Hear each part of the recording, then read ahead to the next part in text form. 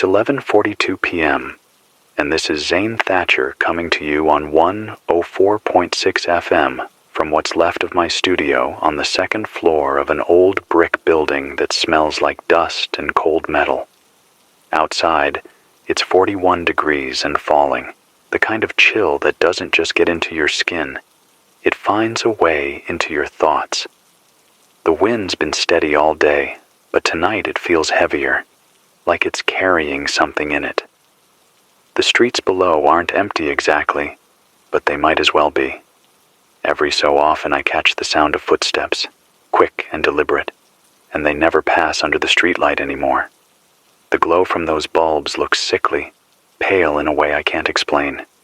We still have power here, for now. But the flicker in the lamps is getting worse, and the hum in the lines has a strange rhythm to it. I've been here since the beginning, since the day the sky split open above Lake Champlain. That was 18 days ago. At first, it was awe. The kind of awe that makes your chest feel tight because you can't believe you're alive to see it. People stopped their cars on the causeway, crowded rooftops with phones held high. I did too. I stood in the doorway of this station and watched as the clouds folded away from something impossibly smooth and bright.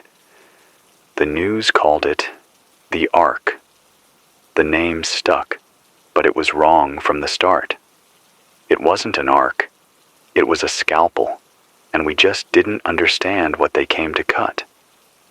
The first hours were filled with promises. Every major network carried the same feed, gleaming corridors, beings of light and glass, their voices translated into every language at once. They told us they were here to help, to lift us past the boundaries of war and disease, to rewrite the flaws in our bodies so we could live as long as we deserved. They called it the gift. And we believed them because hope is easy when it's offered to you by something that can blot out the sun. I listened to those speeches the way you might listen to a doctor telling you the operation will be painless and you'll wake up better than before. If you're hearing this, drop your coordinates, or just your city. Let us know who's still alive out there. By the second day, the first changes began. Not in all of us, just in the volunteers. I remember watching a press conference in Montpelier. A man named Coulson, a teacher, stood smiling under the blue-white light of one of their devices. He held up his arm to show a new pattern in his skin, something like frost forming across glass. He said he felt stronger, sharper. Then he coughed into his hand, and the cameras caught it. Threads of silver clinging to his palm like spider silk. They told us it was normal. They said the fibers were part of the adaptation, a harmless byproduct. The networks repeated it every hour. Your body is becoming more than human. By the fifth day, people weren't coughing into their hands anymore. The filaments came from their mouths when they spoke, hung in the air just a second too long before drifting toward anyone close enough to breathe them in. Hospitals stopped taking new patients on day 7, not because they were full, but because the staff had started to change too. I have an email from a nurse in Burlington. She wrote that the new patients didn't need food after the first night, that their eyes caught the light in ways human eyes never had.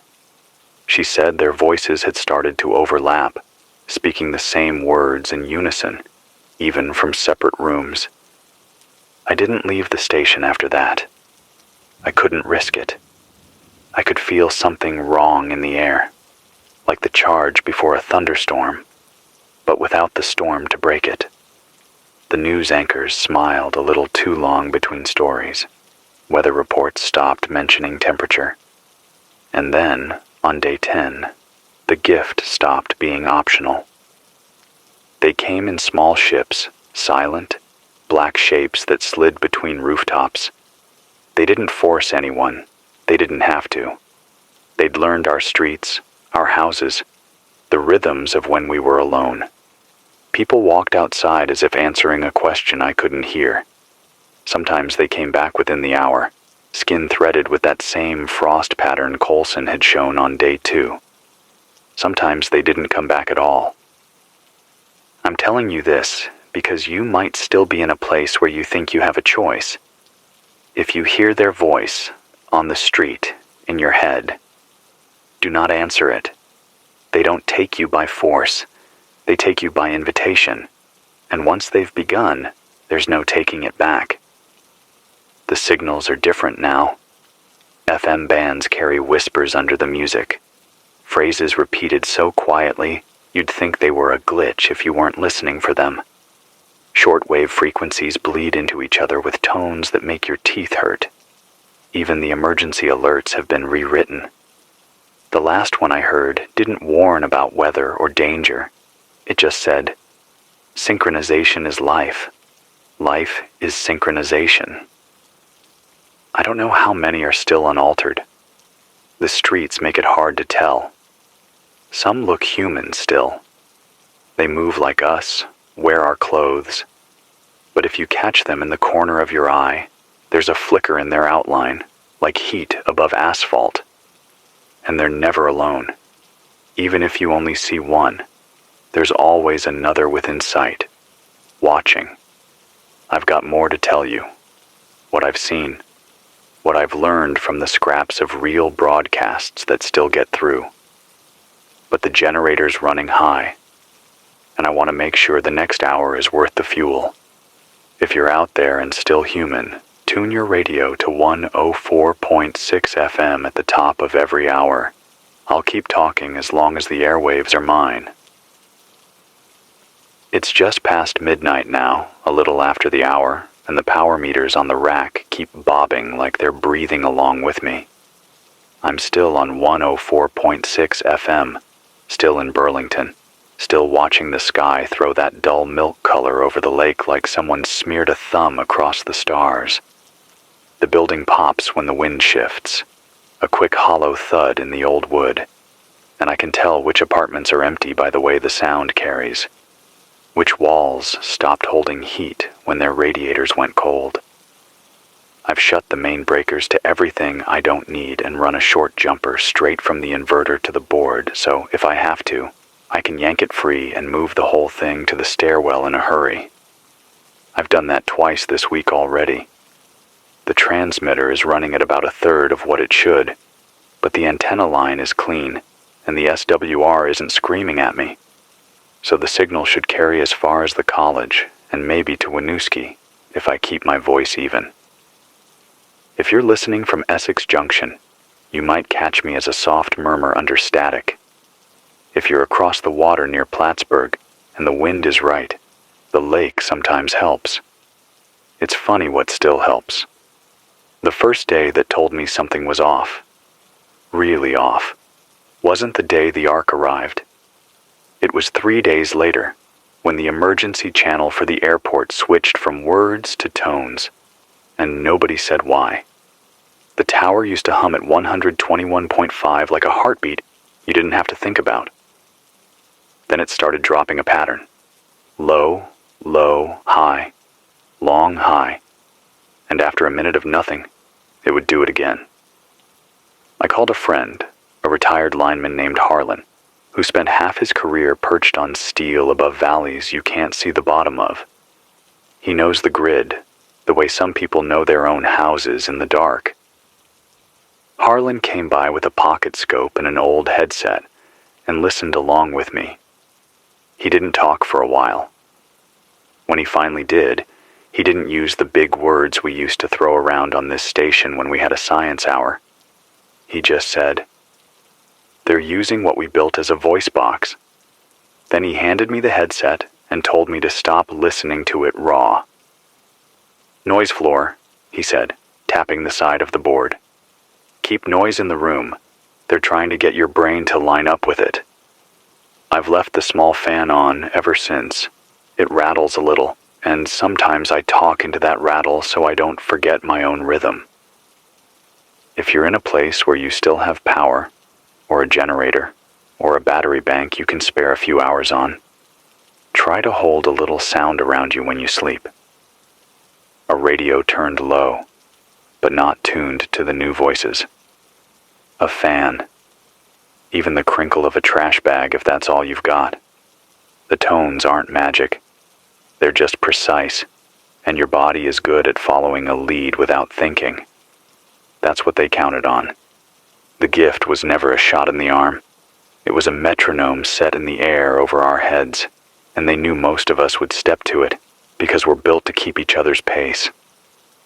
There's something else Harlan saw that's worth sharing. He took me to the substation on Pine Street the night the lights went lavender in the East End. We shouldn't have gone, but not going hasn't saved anyone I know. The fence was cut in 2 places already, clean cuts, like the chain links had softened under warm hands before they broke. Inside, the switchgear hummed an even note that made the fillings in my teeth buzz. Some of the cabinets were open, not broken, open, hinges fine, latches unbent. I stood there for a long time trying to figure out what bothered me, and it was this. No footprints in the dust where anyone would have stepped to reach the latches. Harlan kept his hands in his pockets like a man trying not to touch a hot stove, and he said, very soft, "The load isn't wrong, it's choreographed." The meters rolled in a wave through the neighborhood, one bank up, the next down, like a string of porch lights turning on one at a time down a block. That wave carried along the feeders toward the waterfront, and I felt it move through me a second before I saw it in the gauges. Whatever is riding the lines isn't just power. It's a pattern that sneaks into your nerves if you let it.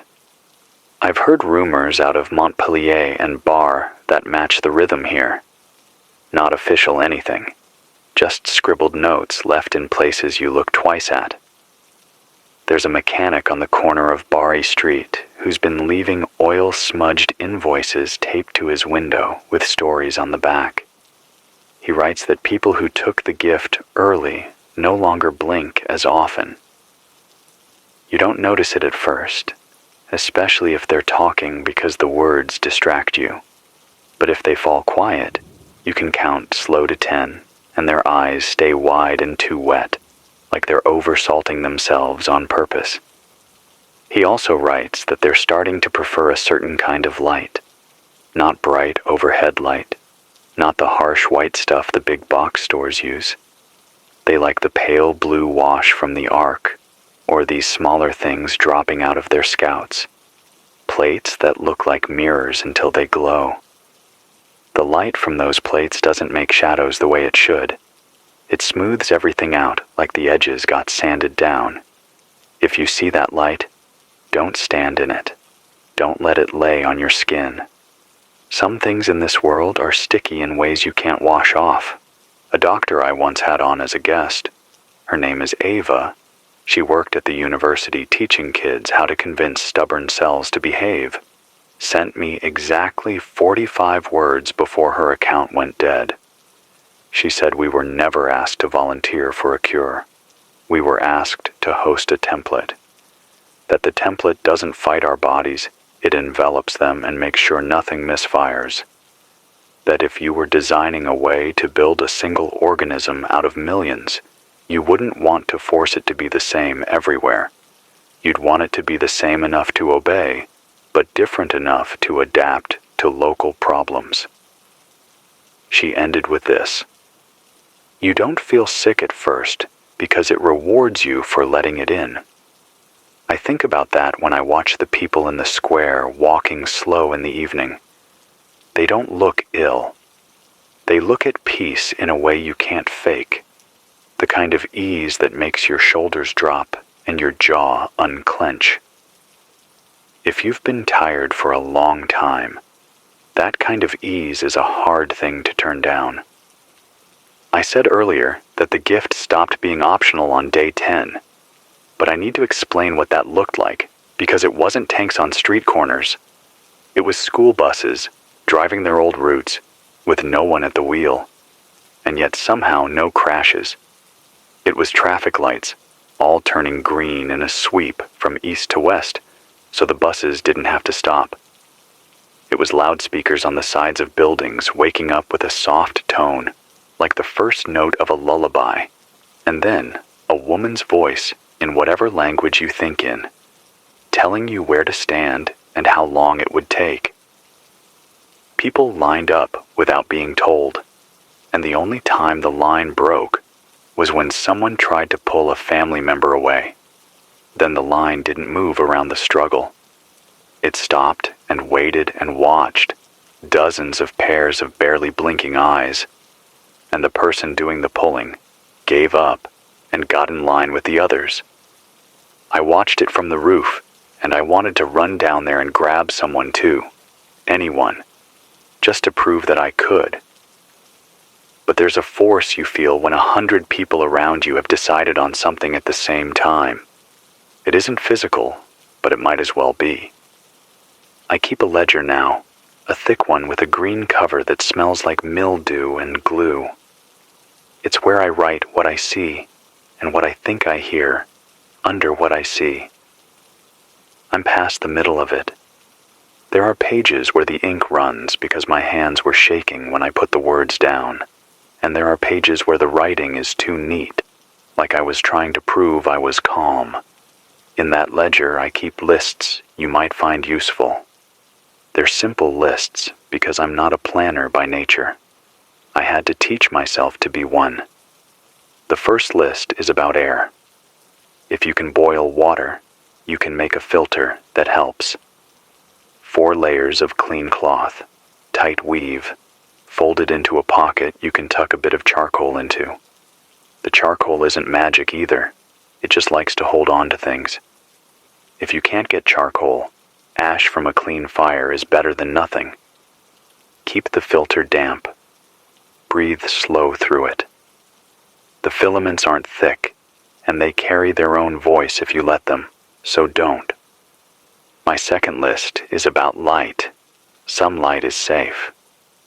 Candlelight, firelight, even the old tungsten bulbs if you have a stash of them in a drawer from when you never got around to switching over. LEDs are a war zone now because the drivers inside them are being told what to say. If you don't know what you've got, look at the base. If it's heavy for its size, there's enough electronics inside to make it talk when they want. A light you can put down and pick up without thinking about it is the kind of light you want. If you can make a lamp out of a jar and a wick and a bit of cooking oil, you're sitting better than most. My third list is about sound. This one is shorter. Keep your own rhythm in the room. Hiss, rattle, hum, anything you can make and control. Don't leave the room quiet for hours. They slip into quiet like water into cracks. If you have an old radio, tune it to the lower end of the AM band and turn the volume low so it's nothing but static. Static is not random.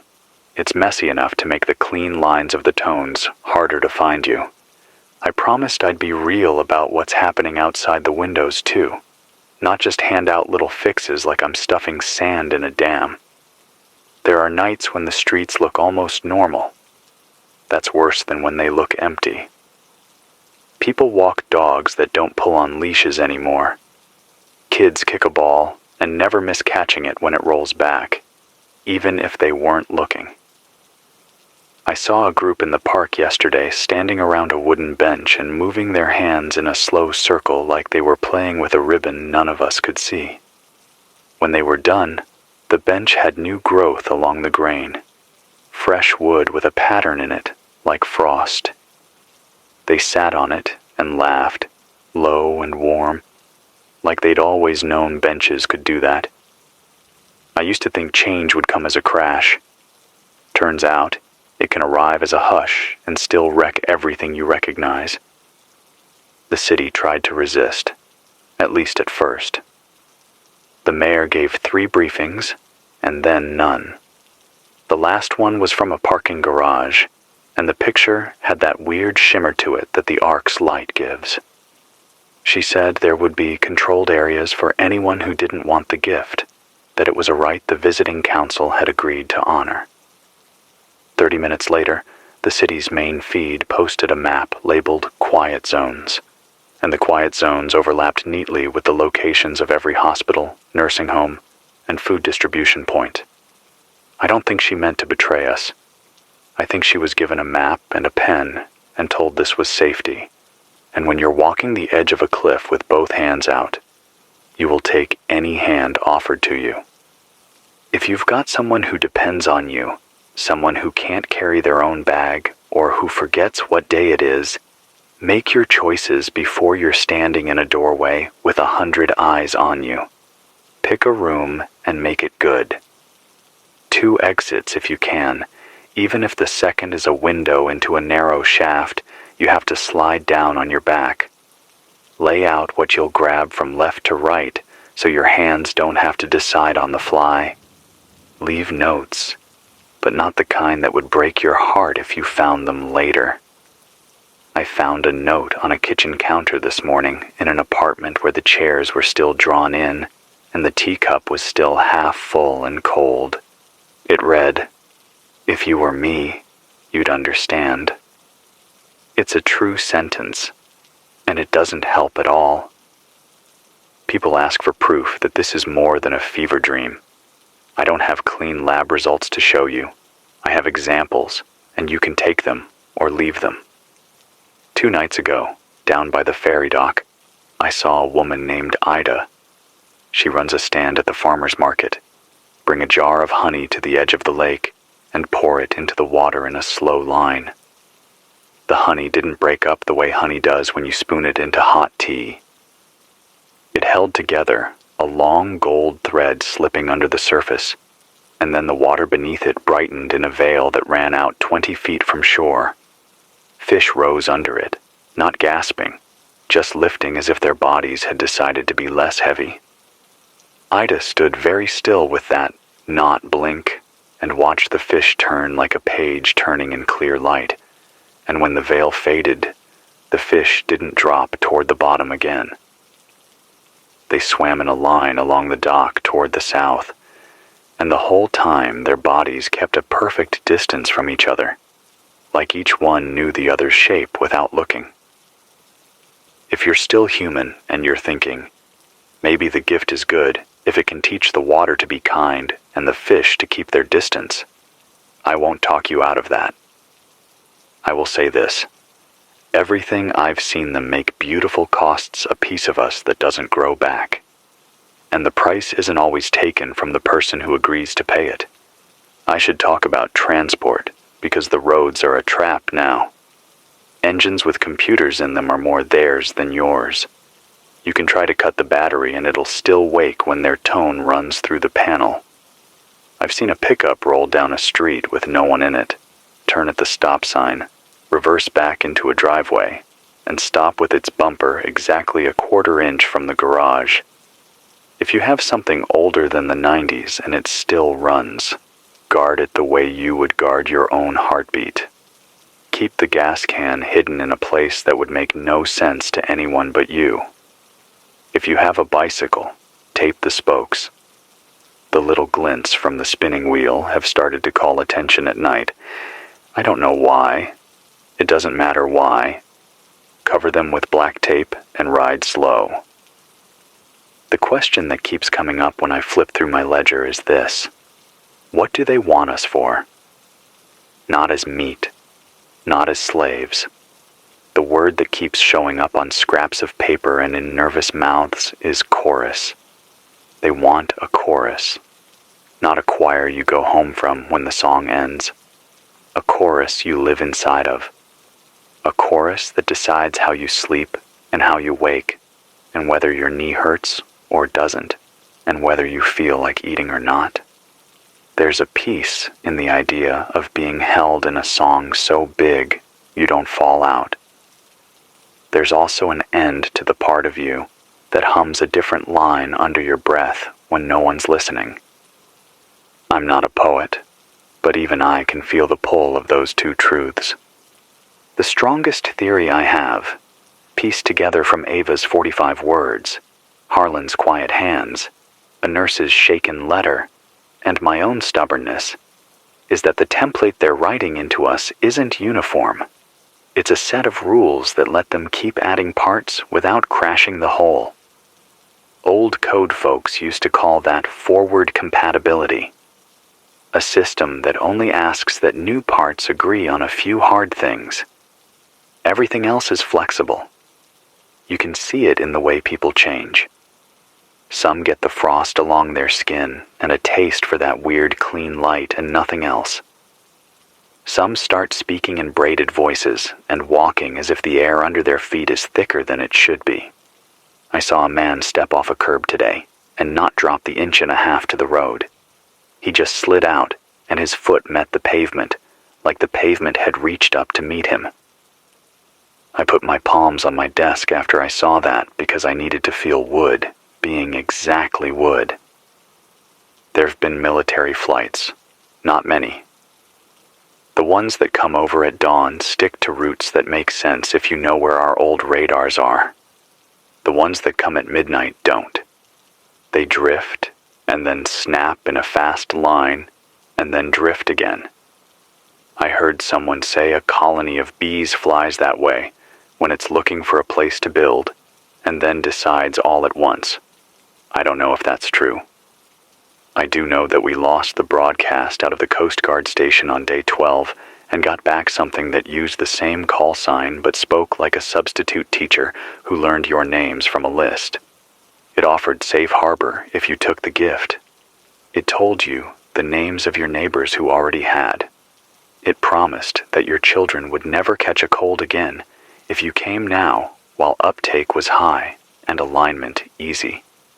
It did not mention what you'd never be again. I shut my receiver for a whole hour after that and listened to my own breath because I needed to remember what it was like to hear something that belonged to me alone. I'm trying to keep my fear from turning into meanness. That's harder than it sounds. Anger is easy to carry because it keeps you upright. But there's a line between being firm and becoming stone. I crossed it 2 nights back when I saw a man I used to play darts with at a bar on Main wandering along the crosswalk as if he'd forgotten how feet move. He had the frost at his temples and a sheen on his teeth that caught the streetlight a little too clean. I wanted to shout at him. I wanted to shake him and see if anything human rattled. I didn't. I pressed my fingers against the window glass and let my body cool itself down, and I thought of how he changed slowly and in public, and how many chances he must have had to stop, and how that doesn't matter when every chance is dressed like kindness. I have to talk about food and water because those are the slow knives. The supply chain broke, not with a loud clang, but like a belt drying out and cracking one thread at a time. First, the trucks went light. Then they went rare. Then they were only moving at dusk and down roads that don't show on printed maps. Stores kept their lights on for a while out of habit. Their shelves glittered with candy and energy drinks, and these new packets of clear gel the buses delivered at night. People started eating the gel because it came with a voice that said it was enough for a day. Maybe it is enough. Maybe it's more than enough. Maybe it makes you feel full in the same way the tone makes you feel safe. I don't know. I'm not eating it. If you can plant anything, plant it in a container you can move. Whatever musical thought is swimming in the soil now, loves wide fields and hates pots, you can be petty with them that way. Tomatoes in buckets, lettuce in window boxes, potatoes in old paint pails. Nothing that looks like a farm. Farms have started to glow at night, like the ark smeared a thumbprint there and didn't wipe it off. Water needs patience. A pot with a lid and a steady flame gets you farther than any filter you can't see through. Let it roll. Let the steam bead the lid and fall back. Wipe the inside of the lid with a clean cloth so it doesn't drip the wrong way. I'm not a chemist, but I can tell you this. The stuff they let hang in the air likes surfaces that live. It sticks to skin and wood and paper better than it sticks to glass. Use glass if you have it. Use metal if you don't. Let the water sit after boiling until it stops spinning. We don't just drink water. We listen to it without meaning to. Make sure it's quiet before you put it in your mouth. That sounds like superstition. Maybe it is. I'm keeping it anyway. The worst silence comes from the places that used to be loud by design. The arena, the college green, the mall. Quiet now, but not empty, just paused, like a stage before a chorus steps out and breathes in together. I've seen groups gather at the arena steps and move their hands outward, palms down. The air seems thicker there afterward, like standing near a waterfall does to your skin. You can see fine dust hang where their hands moved, and if you walk through it, your hair won't behave right for the rest of the day. I shave with a razor now because the electric has a mind of its own. If you've got a blade and a bar of soap, keep them like you keep your keys. I keep saying they and I should be more clear. I don't know what sits at the center of the arc. I don't know if there even is a center. I do know that the ones who've taken the gift and settled into it act like the arc is a friend who can't be hurt. They don't defend it because they don't think it needs defending. That kind of confidence is terrifying. We used to cheer for that kind of confidence when it wore our colors and skated on our ice. Now it wears our faces and doesn't sweat. I will not lie. I am tired. The kind of tired that doesn't come from lack of sleep so much as sleeping in short, thin bites that don't reach the bottom of you. My hands shake when I change the fuel filter. My thoughts sometimes slide and I have to pull them back with both palms. I keep a picture of my sister in the top drawer. She lives in Rutland, if that word still means what it used to.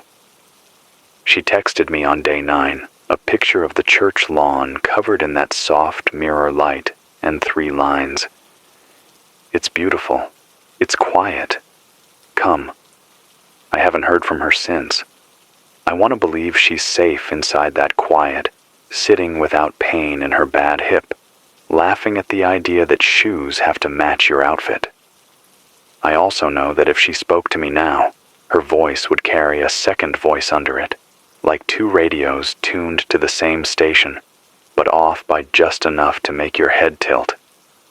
I am holding space in me where both truths can sit without fighting, because the fight would break me.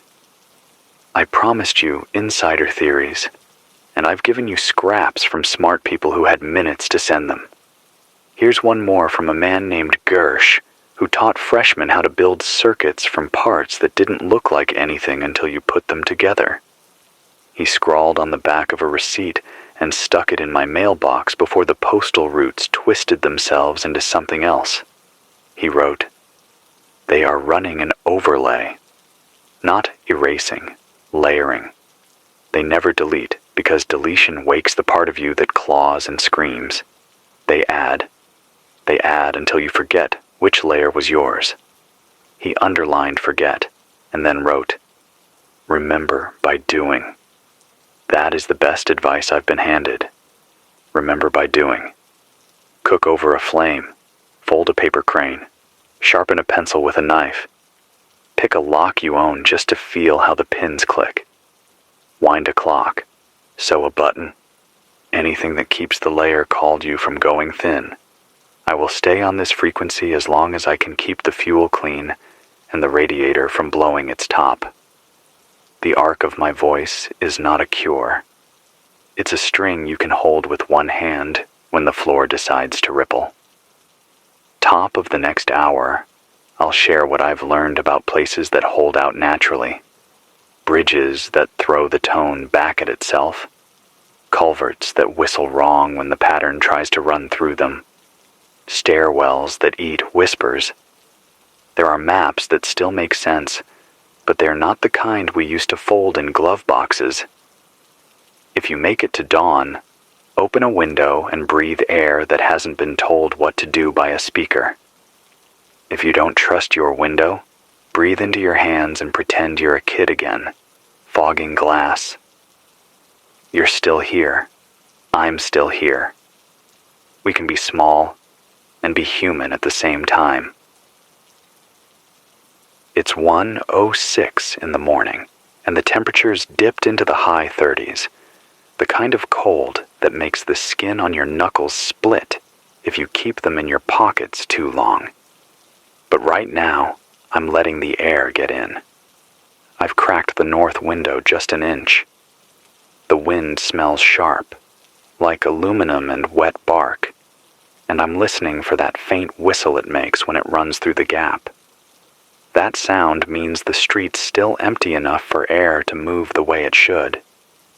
If the whistle dies, it's because something's blocking it, and in this city that something almost never announces itself until it's close enough to hear you breathe. I said I'd talk about the places that hold out naturally. It's not magic, just the way their pattern doesn't seem to take in certain spaces. I've walked 3 bridges in the past week, and all of them made the hairs on my arms lay flat instead of stand up. The Champlain Bridge is too exposed. You can see the arc from there if the sky's clear. But the old truss bridge over the Winooski, it's like stepping into a pocket.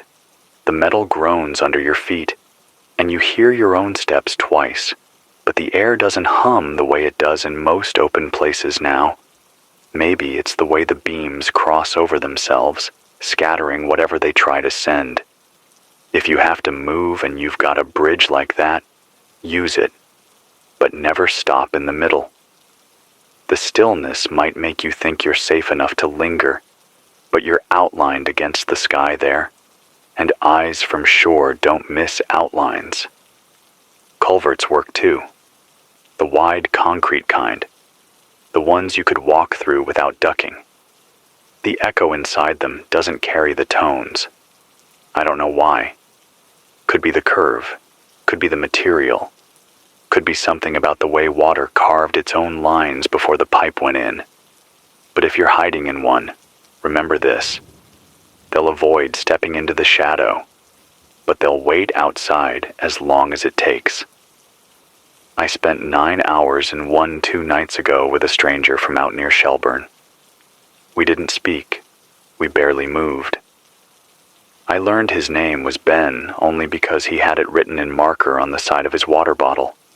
When the sky started to brighten, he looked at me once, nodded, and walked the other way. That's the kind of meeting that makes sense now.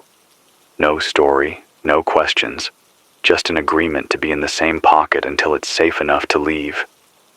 There's a stairwell in the basement of an abandoned apartment block off Pearl Street that swallows sound. I mean it. Swallows. You drop a coin and you see it bounce, but you don't hear it land. I found that place by mistake, chasing a cat I thought might still be normal.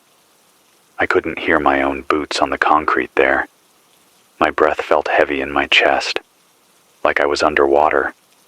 But whatever rides their signal couldn't seem to follow me down.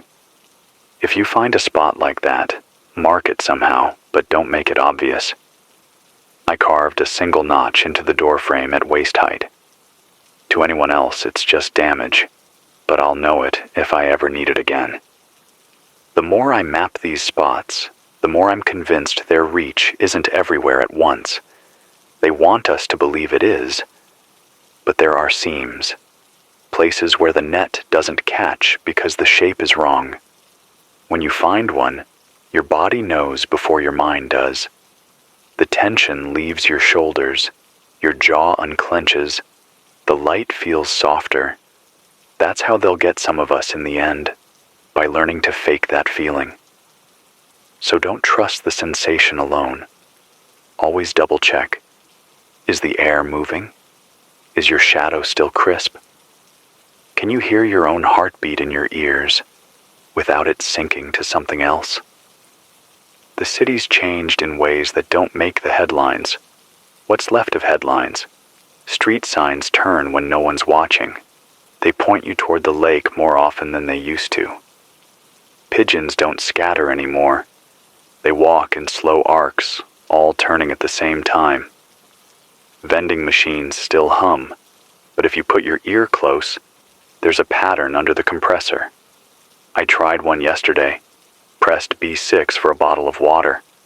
The coils turned, the bottle dropped, and then a second later, the hum in the machine shifted up a note, like it was reacting to me choosing the one thing it couldn't lace with whatever they're feeding people. I didn't drink it. I poured it out on the sidewalk, and the stream broke into little beads halfway down, rolling together again at the curb. I think they're rewriting the environment as much as they're rewriting us. Not fast enough for everyone to see, but if you've been walking the same streets for years, you notice. There's moss where there wasn't. Not the soft green kind. This is silver, almost metallic, and it climbs brick like it's chasing the sky. Puddles don't ripple with the wind anymore, but if a person walks by, one of them, you'll see concentric rings spreading across the surface like something underneath is listening. I keep the station as dark as I can now. One oil lamp on the desk, wick trimmed low, glass chimney smudged just enough to dull the flame. The less light I spill out onto the street, the less I seem to matter to whatever's passing. Tonight, I watched 3 of them move along the opposite sidewalk. They weren't in a hurry. They weren't even looking around. Just walking, side by side, their heads tilted slightly as if they were listening to a song no one else could hear. When they reached the corner, they all stopped at once, turned their faces toward the lake, and stood there for a full minute before moving on. No words, no signals I could see. Just that shared pause. That's the part I can't get out of my head, how they all decide together without a sound. The old emergency frequency, 162.550, crackled to life an hour ago. It used to be NOAA weather radio. Now it's a male voice reading coordinates and short sentences. No greeting, no sign-off. The sentences don't connect. West Slope active. Intake compromised. Glass growing in Sector 3. Over and over, with only the coordinates changing. If you're still near a scanner, write those down. Even if you don't understand them now, you might later. I think they're leaks from someone still trying to pass information without drawing attention. I'm not going to tell you I know how this ends. I don't. I do know that as long as the air still moves through that gap in my window, and the bridges and culverts still break their rhythm, there's space for us. Small spaces, but spaces all the same. If you're listening in one of those pockets right now, remember it. Feel the edges of it. Make it yours. You might need it again before the week is over. I'll stay on 104.6 as long as I can keep the generator warm and the lines clear. Next hour, I'll tell you about what I saw on the lake last night. The lights under the surface and the shape that broke them. If you've been thinking the ark is only in the sky, you're wrong. And you need to hear this before you go near open water again. It's 2:11 in the morning, and I'm staring out at the black sheet of Lake Champlain, broken only by the faintest gray fringe where the wind brushes the surface. It's cold enough that the breath coming out of my mouth hangs in front of me before the draft from the cracked window steals it away. I've got the lamp turned so the flame's behind me, away from the glass, because I don't want any glint to travel out into the night. That's not paranoia anymore. It's survival. When the ark first appeared above the lake, everyone assumed the danger was in the sky. But after what I saw last night, I'm certain we've been looking in the wrong direction. I'd gone up to the roof for the first time in days. I wanted to check the guy wires on the antenna before the wind picked up. The last thing I need is to lose the only tool I have left that still lets me talk to you. The view from up there is usually just rooftops and water, the faint shine of the causeway lights. But there was nothing faint about the light coming from the lake last night. It started small, an underwater glow just a few hundred yards offshore, pulsing slow and steady, the way a lighthouse does when you're far away. Except this wasn't white or red. This was a deep, almost oily blue, the kind of blue you only see in bruises and deep-sea fish. It was coming from below the surface, and with every pulse, the reflection on the water seemed to reach a little farther, a little closer. I should have gone back inside, but I didn't. I stood there watching as the pulse slowed until it almost stopped, and then the water began to ripple in perfect concentric circles, not from the wind, not from anything I could see on the surface. It was like the lake was breathing. That's when I saw it. Something massive moving just beneath the waterline, big enough that the glow from whatever it was lit up its entire outline like a shadow inside a lantern. At first, I thought it was a ship, but there was no sound of an engine, no wake breaking the surface. The shape was too organic, too fluid. It didn't move like something pushing water aside. It moved like it was part of the water. And as it passed under one of the old ferry docks, I saw the wooden pilings flex toward it. Not away. Toward. Like they were being pulled. I backed up from the edge of the roof because suddenly it felt like standing there was an invitation. I've heard stories from people down by the waterfront these past few nights. They've talked about the missing buoys, the way the warning bells no longer clang, even when the wind shoves the lake into choppy whitecaps. They've noticed the gulls don't roost along the breakwater anymore, and a couple of them, people I'd trust with my life, swear they've seen pale figures in the shallows at dawn, half submerged, unmoving, facing inland as if they're waiting for someone to wade out. At first I chalked those stories up to fear, or the way the mind reshapes shadows when it's running low on sleep. But after last night, I can't write them off. It makes sense in a way I wish it didn't. We've all been thinking of this as an invasion from above, as if the Ark is the only arrival we needed to worry about. But if they came to rewrite us, as they put it, then why limit themselves to one direction? Controlled the sky, the land, and the water, and there's nowhere left to run. The lake connects to the Richelieu to the St. Lawrence. And from there, you've got your fingers in every inland waterway you could want.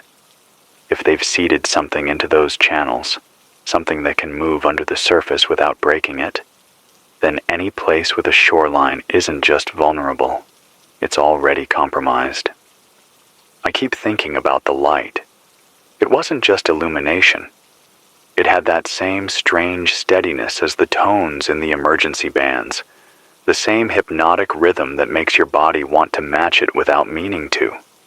I think the glow isn't just for seeing, it's for signaling. Maybe it's calling to whatever's down there with it. Maybe it's reaching for anyone on shore who's already taken the gift and will recognize it the way a lost dog recognizes its owner's whistle. I stayed up for hours after, waiting to see if it would come back. But it didn't. That almost bothers me more, knowing that whatever it is can move that close to the city and then vanish like it was never there. If you live near open water, I can't tell you this strongly enough. Stay away from it at night. Don't fish. Don't walk the shoreline. Don't even stop to watch the moon on it. If you have to cross a bridge over it, do it fast and don't look down. If you hear the water making a sound that's too regular to be wind or current, turn around. If you see light under the surface, don't convince yourself it's just a reflection from town. It isn't. There's a part of me that wonders if the waterborn part of this, whatever it is, came first. That maybe what we call the Ark didn't arrive at all. It just surfaced. Because what's under the lake, under all the lakes, could have been here a lot longer than 18 days. We only noticed when the sky gave us something big enough to stare at. That's a thought that'll keep you from sleeping if you let it. I'll keep watching, but from here on, I'm keeping my eyes on the horizon, not the stars. And if I see that light again, I'll try to catch the pattern for you. Write it down, beat by beat. But I'm not going near it. Some things are better learned from far away, or not at all. It's 3:02 in the morning and I haven't moved from this chair in almost an hour. Not because I'm tired, but because every time I even think about getting up, the air outside shifts in a way that makes the hair on my arms stand straight. There's no storm coming. The barometer's been steady all night. This is something else. Something that feels like pressure without any measurable weight. It creeps in through the cracks around the window frame, rides along the baseboards, and then just sits in the room with you, quiet but undeniable, like another person who refuses to speak. I've been on edge since I saw that thing in the lake last night, but now it's different. The stillness has teeth. About 40 minutes ago, the arc shifted. You can't always see it when it does. It's not like watching a plane bank or a ship turn, but you can feel the change in the way the light falls. Before, the glow from it was a fixed smear against the clouds over the water. Tonight, it slid inland, just enough to touch the tops of the buildings on the west side. Not bright, never bright, but present, a kind of milky wash that turns shadows pale at the edges. I've seen that light hit people before, and there's a look they get when it does. Their breathing slows, their gaze softens, and they stand still for longer than you'd think a person could stand still without getting restless. It's not a trance in the storybook sense. It's subtler than that, like watching someone decide they're done resisting before they've even realized they've made a decision. I've been keeping track of when the arc moves. It's not random. It always shifts inland after long stretches of quiet, like it's reaching in to check on something it planted earlier. That's what I think now, that we're not dealing with a single event, but with stages. The first was spectacle. The arrival, the promises, the volunteers. The second was the seeding. Those early changes in the willing and the careless, the quiet distribution of whatever they're using to rewrite us. The third is consolidation. That's where we are now. And consolidation means moving through the streets and across the shorelines to see which of us are ready to be integrated. Integration. That's the word I've been avoiding, but it's the one that fits. You don't integrate something you intend to leave as it is. You integrate to make it part of a larger whole. And that's exactly what I think the gift is. Not a cure, not an enhancement, just the minimum changes needed to make you compatible with whatever the larger structure is. I've talked to enough people in those early stages to know the signs. The frost patterning along the skin, the diminished blink rate, the quiet tolerance for their light, and the subtle sinking of breath when they stand near others like them. And the worst part is, it's not ugly. There's nothing grotesque about it. It's graceful, efficient, calm. That's what makes it dangerous. You can look right at it and think, maybe that's not so bad. I keep circling back to the stories out of the neighborhoods near the rail yard. Whole streets where the residents now walk in groups at night, all moving at the same slow pace, turning corners together without speaking. They've started carrying objects, pieces of metal, chunks of concrete, glass panes, that they set down in the middle of intersections. By morning, those objects are gone. Nobody sees them taken. And yet the next night, they're carrying more, always to the same places.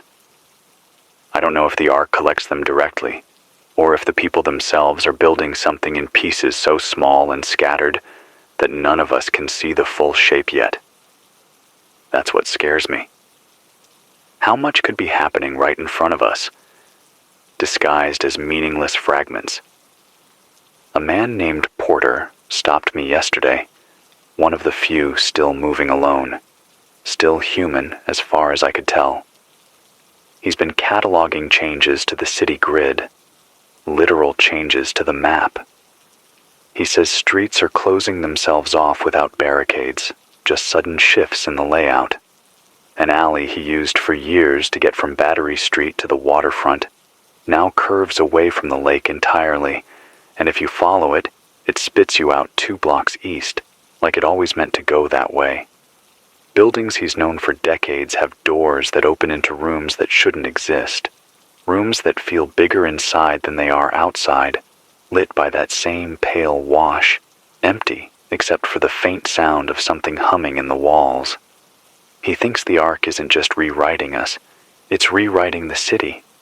Not knocking it down, not starting over, just bending it one piece at a time until it fits the shape it needs. That's the other pattern I've been watching.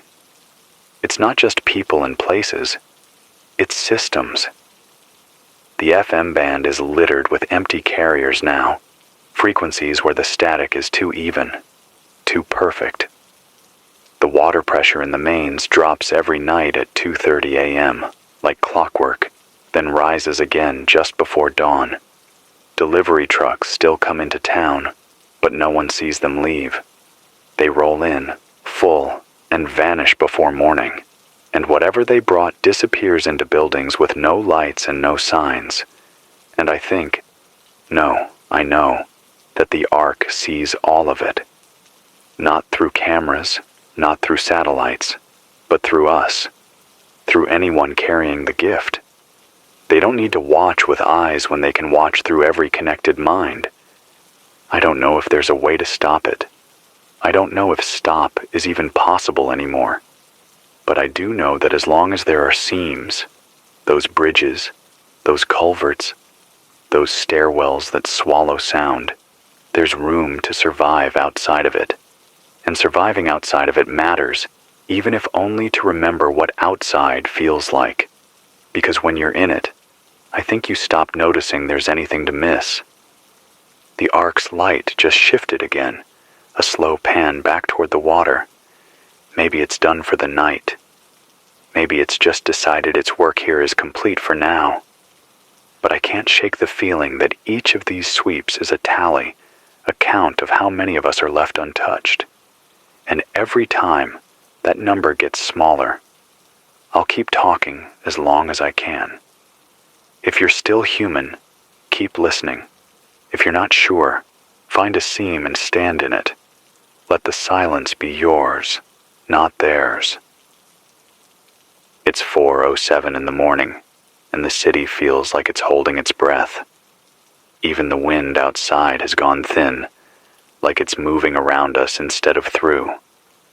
I've been staring at the street lamp on the corner for the past 20 minutes, waiting for it to flicker. It's been steady all night, which should feel comforting, but doesn't. I've learned that when their light holds steady for this long, it means the network, their network, is fully engaged in that area. No interference, no gaps, just a clean, uninterrupted reach into everything it touches. I've heard people say the gift is mostly in the body, in the rewiring of nerves and cells, but I think that's only part of it.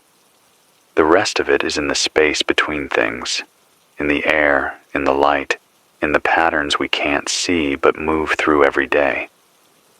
I remember the first time I noticed it. It was before the arc shifted inland the first time, back when it still hovered out over the lake most nights. I was walking back from the post office, which was still running then, and I passed through an intersection where all 4 traffic lights were green. No cross traffic, no horns, no movement, except for the quiet hum from the poles. At first, I thought it was a glitch, a power surge maybe. But then I saw the people on the sidewalks, They weren't moving. They weren't looking at the lights. They were just still. Not like statues exactly. They were breathing, but their focus wasn't here. It was somewhere else entirely, like they were all listening to the same distant voice. I stood there for a full minute before the lights switched back to normal, and the moment they did, everyone started walking again, like nothing had happened.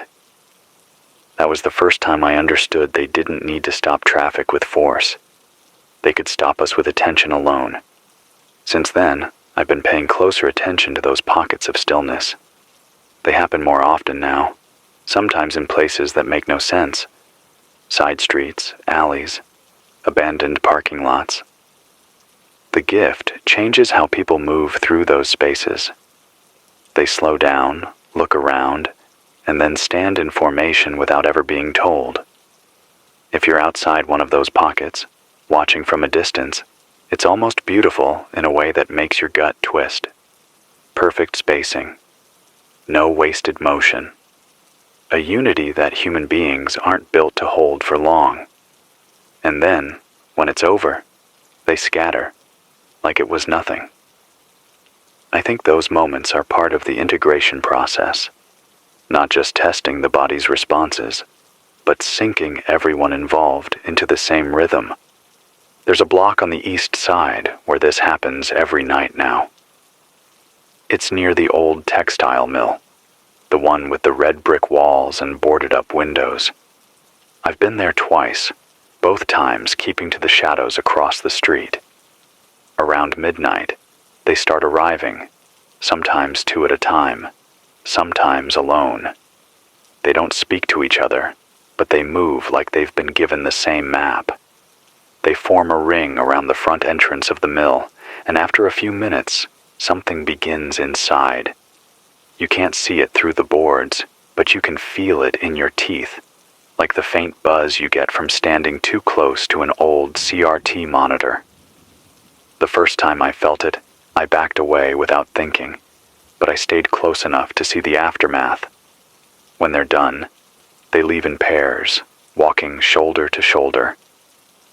The next day, the boards on one of the windows are gone, replaced with fresh ones, cut clean, painted to match the old. I've never seen who does it, but it's always done before sunrise. I think the mill is one of their anchor points, a place where the changes aren't just happening in people, but in the very structure of the building, maybe even in the ground beneath it. And if that's the case, then it's not just people and cities they're rewriting. It's the foundation we stand on. That's the part I can't shake. We think about resisting in terms of keeping our minds and bodies our own. But what happens when the earth itself is being folded into their system? Where do you stand when even the ground is listening to them? A contact from Montpellier, someone I trust, told me he's been tracking these anchor points across the state. He says they form a pattern, a network that matches the shape of old utility maps, but not exactly. They're building over our infrastructure, but with their own adjustments, their own geometry. He sent me a hand-drawn map with circles around certain towns, lines connecting them in ways no road or rail ever did. It looks like veins, or roots. He said if you look at it long enough, you start to see how it could close in on itself, forming loops that feed back into each other. Self-sustaining, self-reinforcing. Once that happens, we're not just fighting for people anymore. We'd be fighting for the last pieces of land that haven't been pulled into whatever they're making. That's what I think the Ark is doing when it shifts inland. It's checking the integrity of those loops, filling in gaps, strengthening weak points. And maybe the lights on the lake, the movement beneath the surface, that's just the same thing happening underwater. We've been so focused on the visible parts of this, the people in the streets, the ships in the sky, that we've missed the deeper work happening in silence. They're not rushing. They don't have to. They're patient, and patience is dangerous when it belongs to something that can rewrite the rules without us even noticing. I'm still here, still on 104.6 FM, because talking is the only way I know to push back. Words are messy, unpredictable, full of edges they can't sand down. If you're listening from somewhere they haven't reached yet, remember that. Keep your own noise in the air. Keep your own patterns in your steps.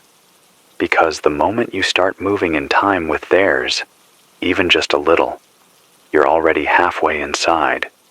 And once you're in, I don't know if there's a way back. It's 5:14 in the morning, and I can tell we're an hour from first light, because the horizon has that thin, dull strip of gray where the black finally gives up. Usually that's a relief. Not tonight. The arc is still inland, its glow stretched over the rooftops like a sheet that doesn't quite fit, and I've been watching the way it moves along the edges. It's subtle, too subtle for anyone not looking for it, but the light isn't just spilling. It's probing. It slides down into side streets, brushes over building facades, lingers on certain windows longer than others. If you've ever shined a flashlight under a deck at night, you know the way spiders freeze when the beam lands on them, then scurry away. That's what it looks like from here, except the windows don't move, and whatever's inside doesn't scatter. It waits.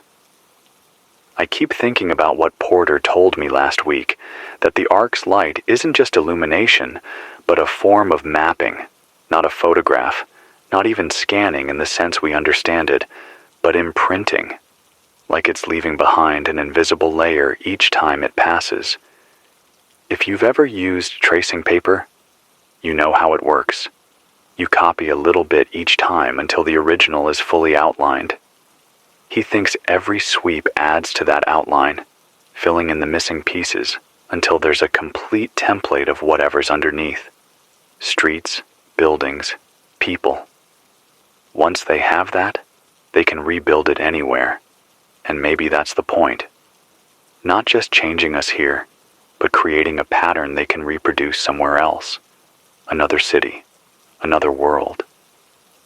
I don't know if that's speculation or insight, but it fits with the way this has been unfolding. Slow, deliberate, inevitable. There's a part of the city near the train yard where the light stays longer than anywhere else. I went there once during the day, when the arc was back over the lake, and found nothing remarkable. Just rows of freight cars on rusting tracks, old warehouses with broken windows, the smell of oil and dust. But at night, when the glow hits, you can see movement inside those warehouses. Not shadows, not people in the ordinary sense, more like silhouettes that keep changing shape, as if they're trying on different forms until they find one that fits. They never leave the buildings, and they don't seem to need to. It's as if their purpose is entirely in that space, like the walls themselves are shaping them as much as they're shaping whatever's in there. The second time I went, I brought binoculars. From a block away, I watched one of the silhouettes resolve into something almost human. Tall, narrow, moving with a smoothness that didn't match the uneven floor. It stepped into a patch of moonlight leaking through a hole in the roof, and for a second, I saw it clearly. Not a person, not even close. It had the proportions, yes, but the surface of it was wrong, like it was woven from strands of light and shadow that never stopped shifting. I don't think it saw me. I think it was focused on something in its hands, something it was building out of thin air. And then, in the space of a blink, it just wasn't there anymore. That's when I started wondering if these places, the warehouses, the mills, the anchor points, aren't just staging grounds, but factories. Not factories for objects, but for the rewritten. If the gift changes people gradually, maybe these are the places where the final shaping happens, where they step fully across whatever threshold separates us from them. The fact that they never guard these places, never seem worried about intrusion, makes me think they know we can't interfere. Or maybe they think we wouldn't even understand what we were looking at. And they're not wrong. Most of the people who pass by don't even glance inside. They just keep walking, eyes forward, pace steady. I've started to notice changes in the unaltered too. People like me, still outside whatever system they're building. It's subtle, but it's there. More hesitations before crossing open ground. More pauses in conversation, like we're all listening for something we can't name. And in those pauses, I think I can hear it. A faint rhythm in the distance. Not a tone, exactly, but a pattern, like the echo of footsteps in a long hallway. Sometimes it feels like it's coming from above, sometimes from below, but it's always the same pace. I catch myself matching it without meaning to, and when I do, I stop cold. That's how it gets in, not with force, but with familiarity. You start moving to its beat because it feels natural, and then you can't remember the last time you moved any other way. The truth is, I don't think they need to chase us. Not really. They just keep shaping the world so that there's only one way to move through it, one way to think, one way to be. And the more they close in, the less room there is for anything else. That's why the seams matter so much. Those bridges, those sound-swallowing stairwells, those places where their reach falters. They're not just hiding spots. They're proof that their design isn't perfect, that there are still edges they can't smooth over. If there's any hope at all, it's in those imperfections. Because once everything fits their pattern, it's over. Not with a battle, not with an explosion, just with a quiet click as the last piece slides into place. Dawn is creeping in now, and I can see the ark's glow thinning against the light. It'll pull back toward the lake soon, like it always does, and for a few hours the city will belong to us again, or at least to what's left of us. But I know it'll come back tonight, and the night after, and every night until the outline is complete. And when that happens, I'm not sure there'll be a difference between the inside and the outside anymore. It's 6:22 in the morning, and the light outside is the wrong kind of daylight. The sun's up, but it feels muted, like it's leaking through tinted glass. It's not the weather. The sky is clear enough that I can see the ridgeline in the distance, every bare tree branch sharp against the pale background. It's the air itself. The color is off. Not enough for someone rushing to work to notice, but if you stand still long enough, you can tell. The shadows are softer than they should be, edges blurred, and the light doesn't seem to come from one direction anymore. It's like it's diffused evenly, the way it is in a room lit by hidden panels instead of a window. It doesn't look like sunlight. It looks like an imitation of sunlight, just accurate enough to keep you from asking questions. I've seen this once before, about a week ago. The ark had pulled back over the lake after a long night inland, and I thought maybe we'd get one of those sharp, bright mornings that used to make the city feel alive again for a few hours. But when the sun rose, the light was thin and flat, like it had been strained through gauze. I walked to the corner store to check for supplies, what's left of them, and saw that everyone on the street was moving slower than usual. Not in a daze, not the way the altered move, but as if time itself had shifted slightly. Conversations were quieter. Footsteps didn't echo. Even the sound of my own breathing felt dampened. That kind of change isn't something you notice right away. It creeps up on you, and by the time you're aware of it, you've already adjusted without thinking. I don't think this light is just a byproduct of the ark's presence. I think it's deliberate. Porter's mapping theory has been in my head ever since he showed me that diagram, the one where the anchor points connect in those vein-like loops. If they can shape the way we see and hear, they can control more than just our environment. They can control our perception of it. That's what makes this kind of alteration so dangerous. You don't fight what you can't identify as different. If the morning looks like morning and feels like morning, you go about your day. You don't realize you've been moved one step closer to their rhythm until there's no line between it and yours anymore. 2 days ago, I went back to the bridge over the Winooski, the one that still feels like a seam. The air there hasn't changed. The light is still honest. The sound still carries the way it should. But standing there in that clarity made me realize how much the rest of the city has shifted without me noticing. The altered light makes colors less vibrant. Reds aren't as deep. Blues lose their weight. Greens look washed. It's subtle enough that your brain recalibrates after a few minutes, and soon it feels normal again. But when you step into a seam and see the real colors, it's like being reminded of a song you haven't heard in years. You suddenly remember what you've been missing. I think they're counting on us forgetting. Not the big things. We'd notice if buildings disappeared overnight, or if people vanished from our lives without explanation. But the small, constant adjustments, the texture of brick under your hand, the sharp snap of cold when you breathe in winter air, the true shadow of your own shape on the pavement. These things are eroding, and we're not fighting it because we're too busy trying to survive the larger threats. It's a slow replacement of reality, one layer at a time, until the old one is too faint to hold on to. Last night, before the ark shifted back over the lake, I watched it cast that pale wash down over the empty lot across from the station.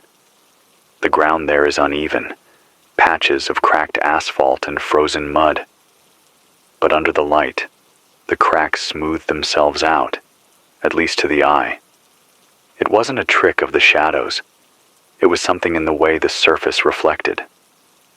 I kept watching, and for a moment, I swear I saw the lot flatten entirely, like the image of it had been overwritten with a cleaner version. Then the light moved on, and the cracks returned. That's when I understood. They're not just mapping, they're testing the edits. If they can alter the way a place looks temporarily, the next step is making it permanent.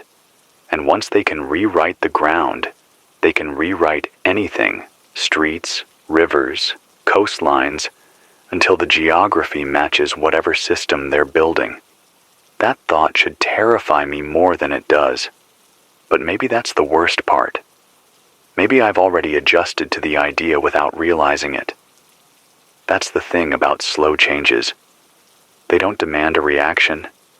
They just dissolve the edges of your resistance until all you have left is compliance dressed up as adaptation. The ark's glow is fading from the rooftops now. In another 30 minutes, we'll have what passes for a normal morning. But I can already tell it's not the same light it was a month ago. And if it's different now, it'll be different again tomorrow and the day after that, until the only light we know belongs to them. I'm not sure how long I can keep noticing before I forget what noticing feels like. It's 7:35 in the morning, and the city is awake in that strange, muted way it's been waking lately. People moving, cars passing, doors opening and closing, but without the layered noise that used to come with it. No shouts from across the street.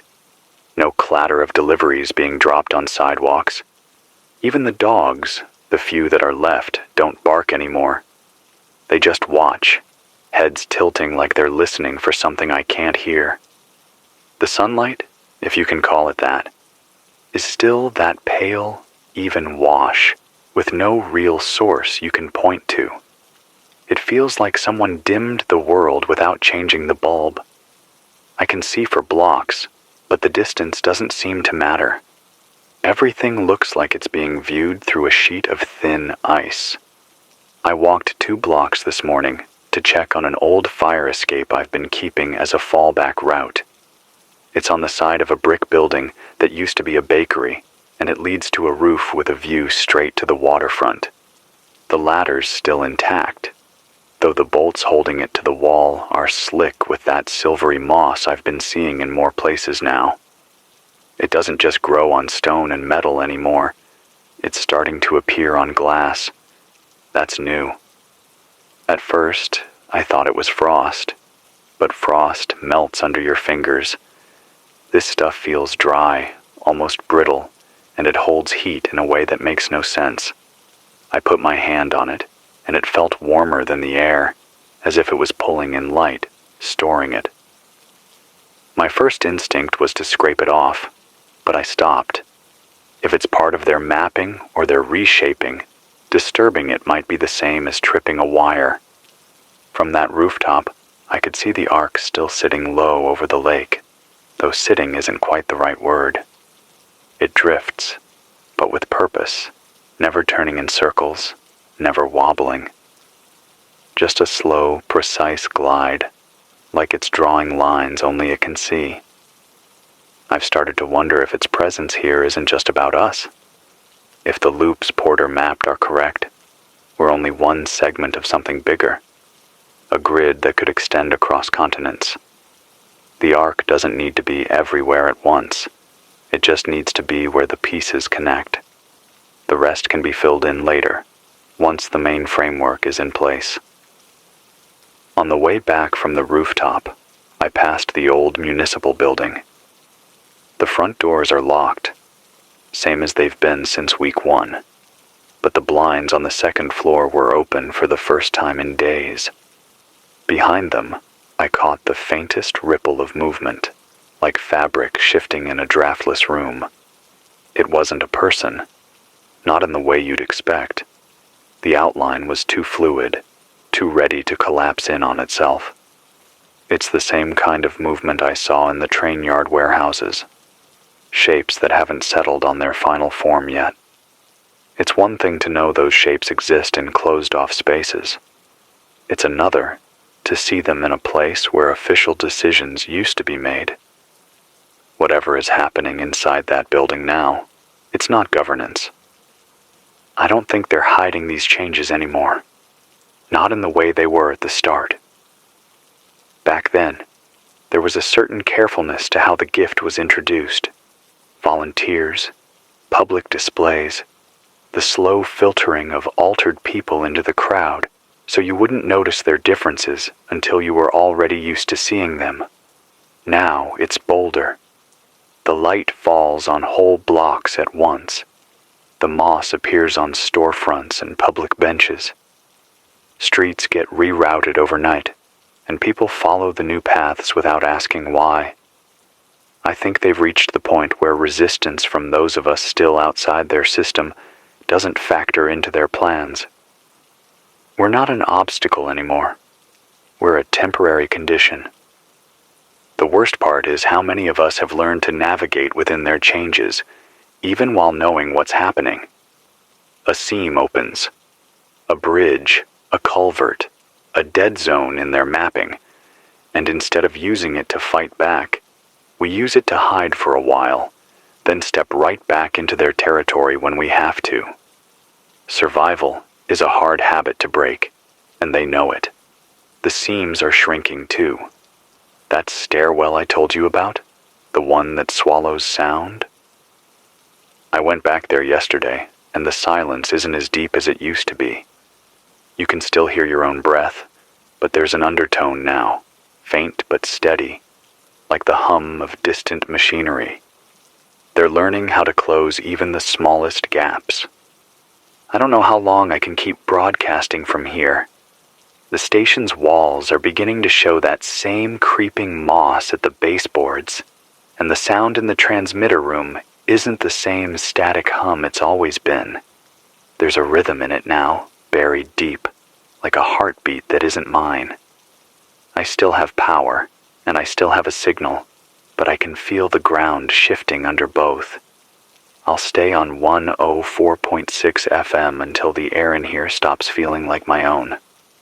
When that happens, I'll move to one of the last seams I trust, and hope it holds long enough to speak from there.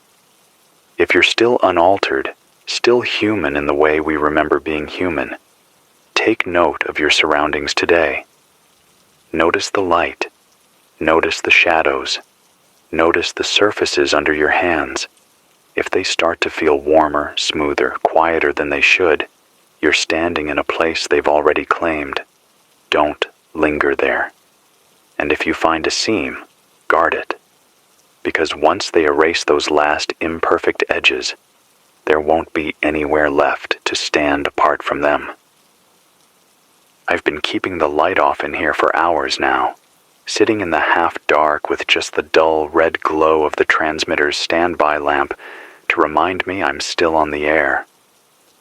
Outside, the night is so black it feels like the horizon has been erased entirely, swallowed up in something thicker than darkness, something that moves.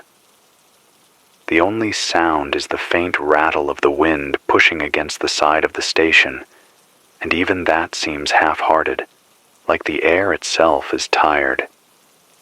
I've heard from a few people tonight who say the clouds aren't moving normally anymore, that they're not clouds at all, but a slow, rolling wall of ash drifting east from somewhere nobody can identify.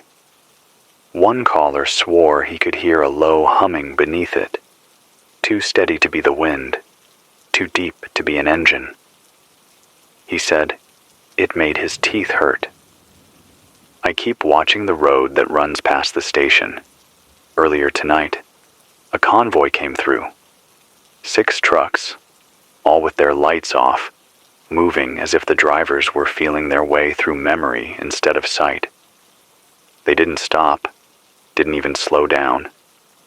But for a moment, the red glow of a brake light flickered in the distance, then vanished like a match being snuffed. It's strange how easy it's become to accept things that would have seemed impossible a month ago. Trucks running blind, people traveling without speaking, radios alive in places where the power grid's been dead for days. Somewhere out there, past the tree line, a signal keeps cutting in on my frequency. It's faint, like it's been bouncing through 1,000 miles of static before landing here. I can't make out words, just the rhythm of them, like someone reading the same passage over and over. It doesn't match any language I know, but the voice is steady, patient, almost comforting in its repetition. I don't think it's meant for me. I think it's meant for someone, or something, that knows how to listen better than I do. If you can hear me now, wherever you are, keep your lights low. Keep your engine quiet. And if the humming finds you, don't answer it. Not even once. I've been replaying that faint signal in my head all night, the one that keeps slipping into the broadcast like a stray thought you can't quite shake. The more I think about it, the more it feels less like interference and more like a presence, something patient enough to wait for the right set of ears. I've started to notice it doesn't arrive at random. It comes in waves, almost on a schedule, as if it's syncing itself with something I can't see. I tried mapping the timestamps earlier, but the pattern broke halfway through like it knew I was paying too much attention. Out here, patterns breaking are worse than no patterns at all. The air outside has thickened again. When I cracked the door earlier, it smelled faintly metallic, like the inside of an old coin jar, sharp and dry at the same time. There was no moonlight to speak of, just that same bruised black sky pressing down, but every so often I caught a dull glint from the treetops, like they were slick with something. Not water, not ice, something that caught the little ambient light there was and held it for too long before letting go. The road past the station hasn't seen another vehicle since the convoy. I'm beginning to think the brake light I saw last night wasn't a signal to anyone else in the convoy but a mistake, something the driver didn't mean to show. Maybe a reflex from a time when people still shared the road without fear of being seen. I keep expecting the phone to ring, even though no one's called in for hours. The silence is so complete now that I've started talking to fill it, not because I have anything to say, but because I can't stand the thought of my own breathing being the only sound in this room. The transmitter hum is low and steady, the kind of sound you stop noticing after a while until it stops, and then you realize how much you needed it to keep going. I don't know if the signal bleeding into my broadcast is trying to mask something else, or if something else is trying to mask it. Either way, if you're out there listening and you hear that voice, don't lean in. Let it pass. There are things on the air tonight that know the moment you're curious. The hours between midnight and dawn have started to feel like a single, unbroken moment, stretched so thin it's almost translucent. I can't tell anymore if the clock is moving slower, or if my mind has simply stopped registering the difference between 1 minute and the next. Outside, the tree line has become a wall, darker than the night sky itself, as if the forest is leaning in just a little closer than it did yesterday. I've been watching for movement out there, but the real trouble is that I can't tell when the movement stops. Shapes seem to linger just past the reach of the station's floodlight, like they're waiting for my eyes to blink so they can shift again without being caught in the act. I've thought about cutting the light entirely, seeing if they'd step closer without it, but something in me warns that what's held at bay isn't afraid of the dark. It's afraid of being looked at.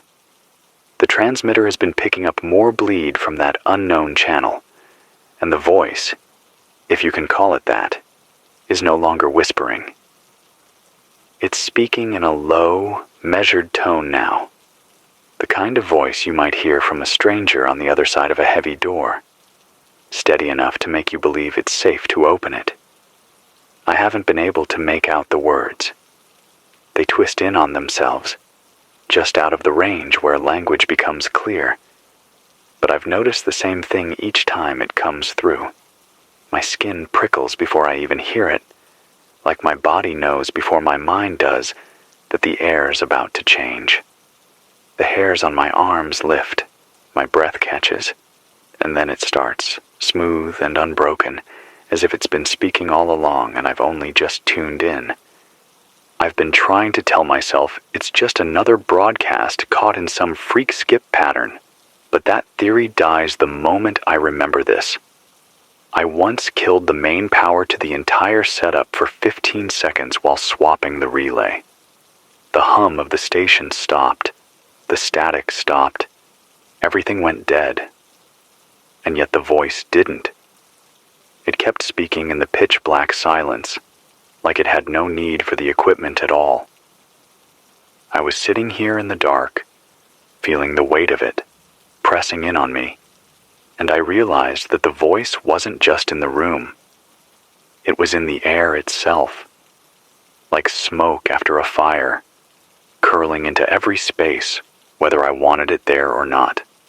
If you're listening now, somewhere out in the stillness, I need you to remember something. Your ears aren't the only way in. Whatever's out there has other doors, and if you've already cracked one open without meaning to, you might not be able to close it again. I didn't sleep last night, not in the way that matters. At some point, my body must have slumped forward, because when I came to, my forehead was resting against the edge of the desk, and the clock was a full hour ahead. The strange part wasn't that I'd lost time. It was that I woke up mid-sentence, speaking words I didn't recognize in a voice that didn't sound entirely like mine. My throat felt raw, My jaw ached, and there was this faint taste of copper on my tongue, as if every syllable had been dredged up from somewhere deep and old. I can't tell you what I said. The recorder was running, but when I played it back, the tape was nothing but a low, pulsing thrum, like someone had put a microphone to the earth and captured its heartbeat. I've been staring at the spectrogram ever since. It's not noise. Not in the traditional sense. There's a structure to it, a rhythm too deliberate to be accidental. I tried to map it, thinking maybe it was code, but the more I analyzed it, the more I realized I was looking at something closer to a fingerprint, organic, unique, a signature that didn't belong to me. It's been looping in my head since then, each beat in perfect time with my pulse, as if the two have somehow become synced. The station feels different now, heavier in a way that's hard to explain. It's as though the walls aren't just holding out the cold anymore. They're holding something in. The air smells faintly of ozone, like the aftermath of a lightning strike, and every so often I catch the distinct sensation that someone is standing directly behind me. It's never when I turn around. It's in that space just before, when the thought comes unbidden, and my skin tightens in anticipation. Once, in that half second before I looked, I swear I heard the sound of someone quietly inhaling, like they were leaning in close enough for their breath to graze my ear. There are gaps in my memory that are starting to widen. Not hours, just seconds, but they're stacking up.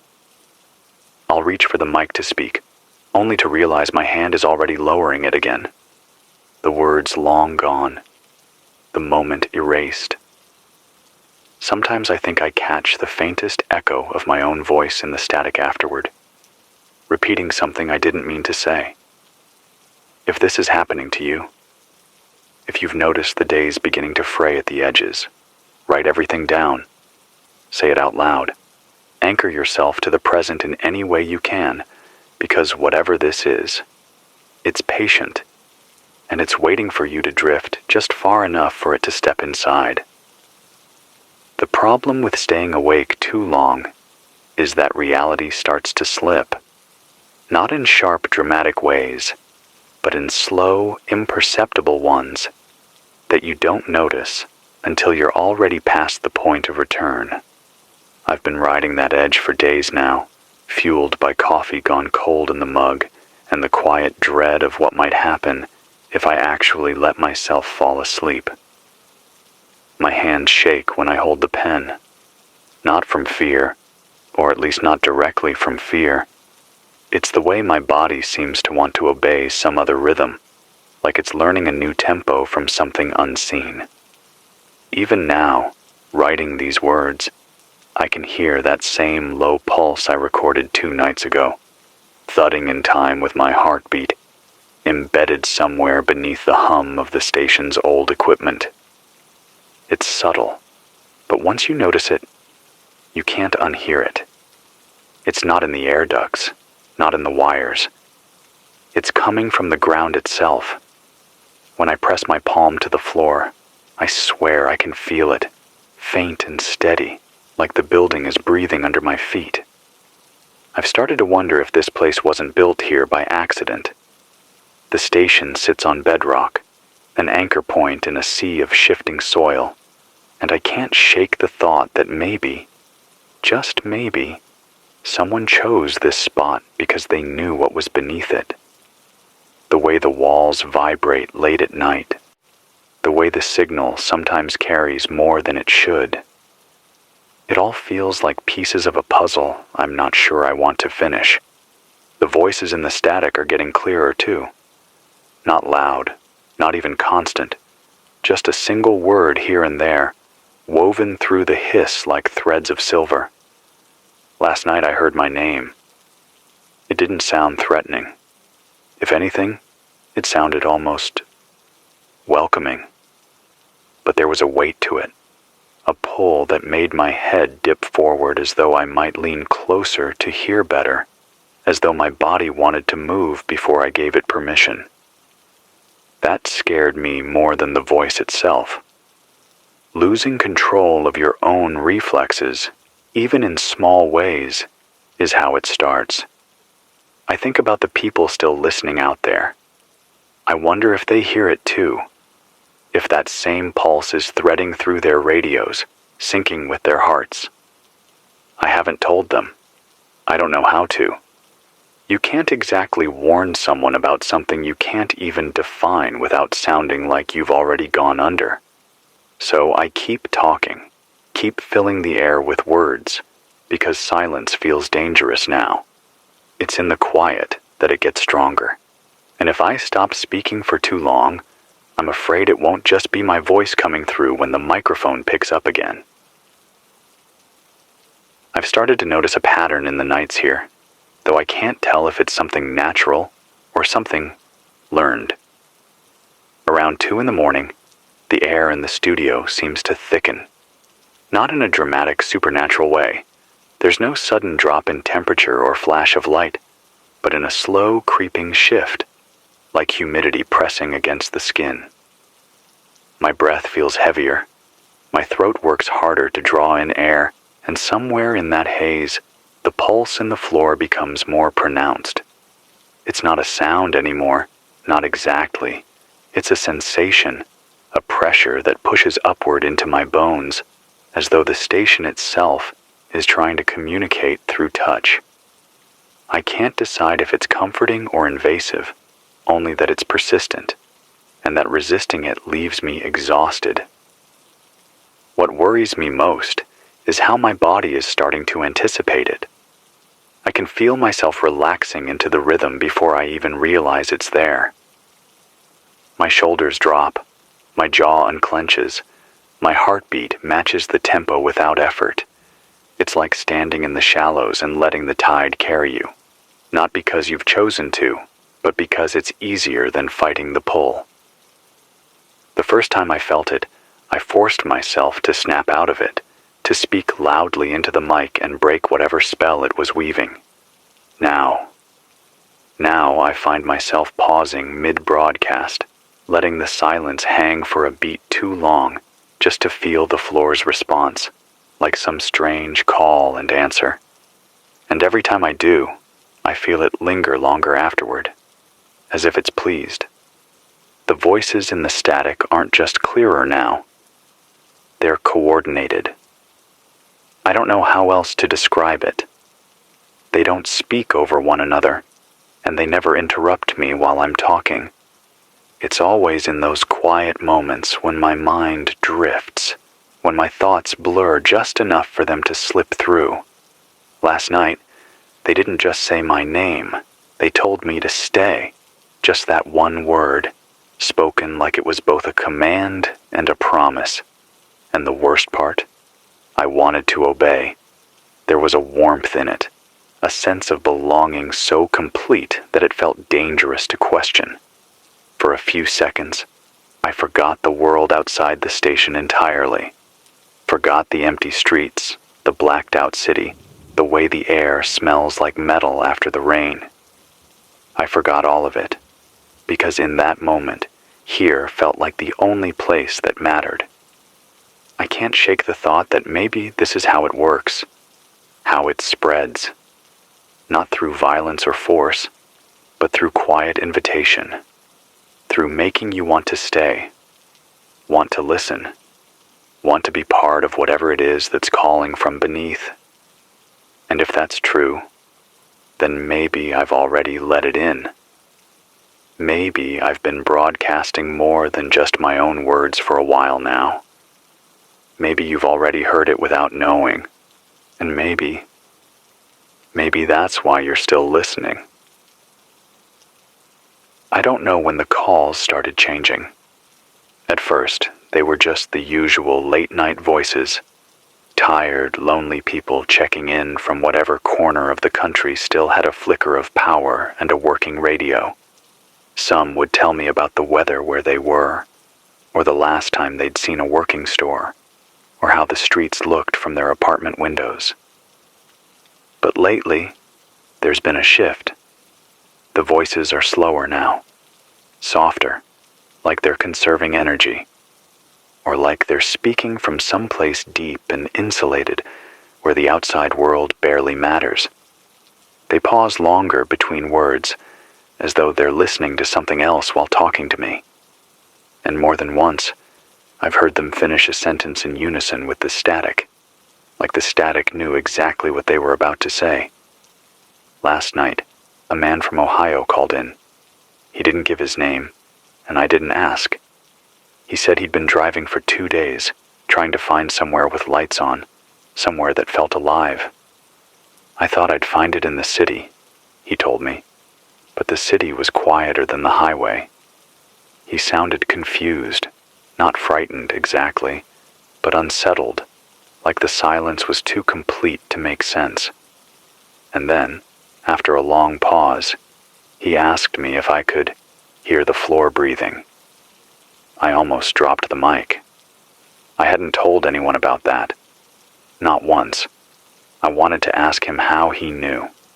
But before I could, he said, "It's not just here.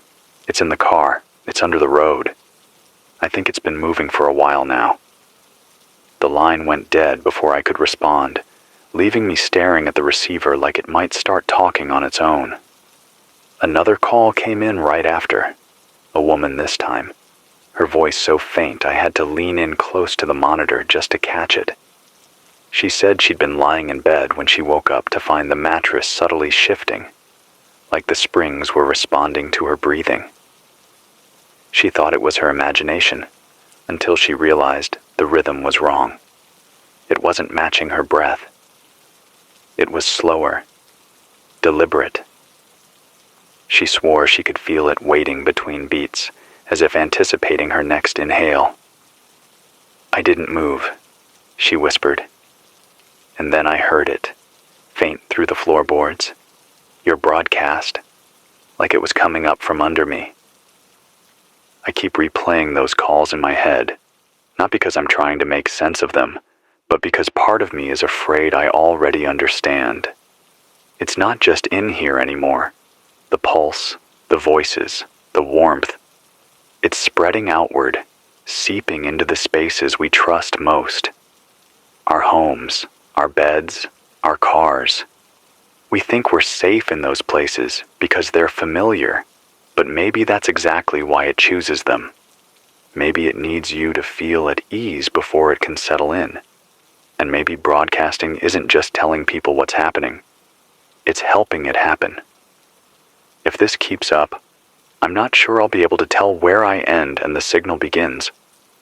And I wonder, when you're listening right now, alone in whatever room you're in, can you feel it yet? The faint shift under your feet? The quiet hum behind my voice? I've been sitting here for an hour, staring at the red glow of the on-air light, wondering if I should do this. It's one thing to talk about the pulse in passing, to describe it like some distant weather pattern that drifts over us whether we notice it or not. It's another thing entirely to invite it in, to open the door for whoever's listening and see if it walks through.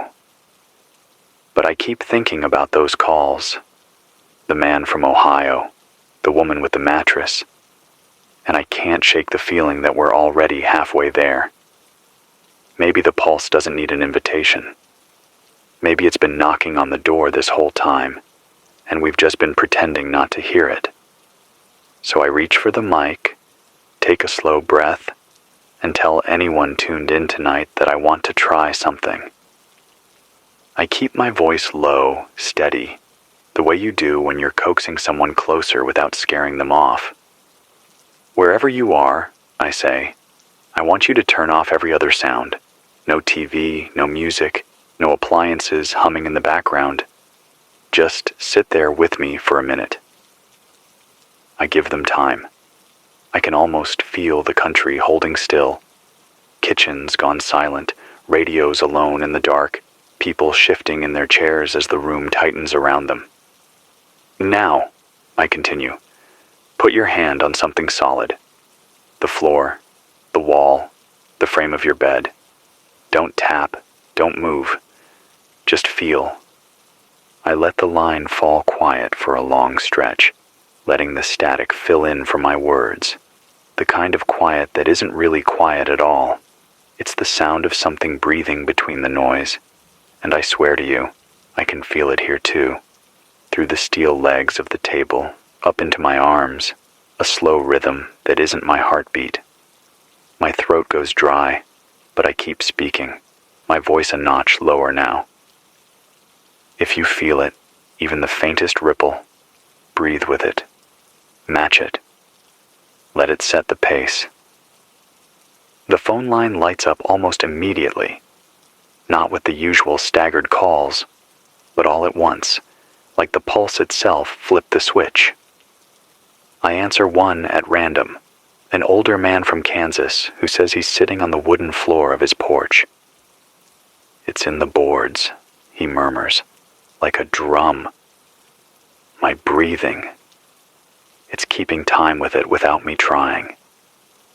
Another caller cuts in before I can reply, a teenager, her voice trembling, saying she'd been lying on her carpet when she realized the pattern wasn't just under her, but behind the walls too. It's like the whole house is leaning in to listen to me, she says.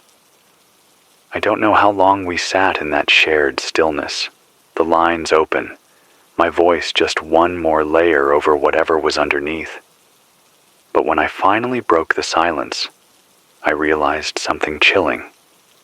My breaths had slowed so much that each inhale felt like it was being pulled from me, like the room was drawing it out on purpose. And when I stopped talking, the static didn't sound random anymore. It sounded coordinated. The part that scares me most isn't that they felt it tonight.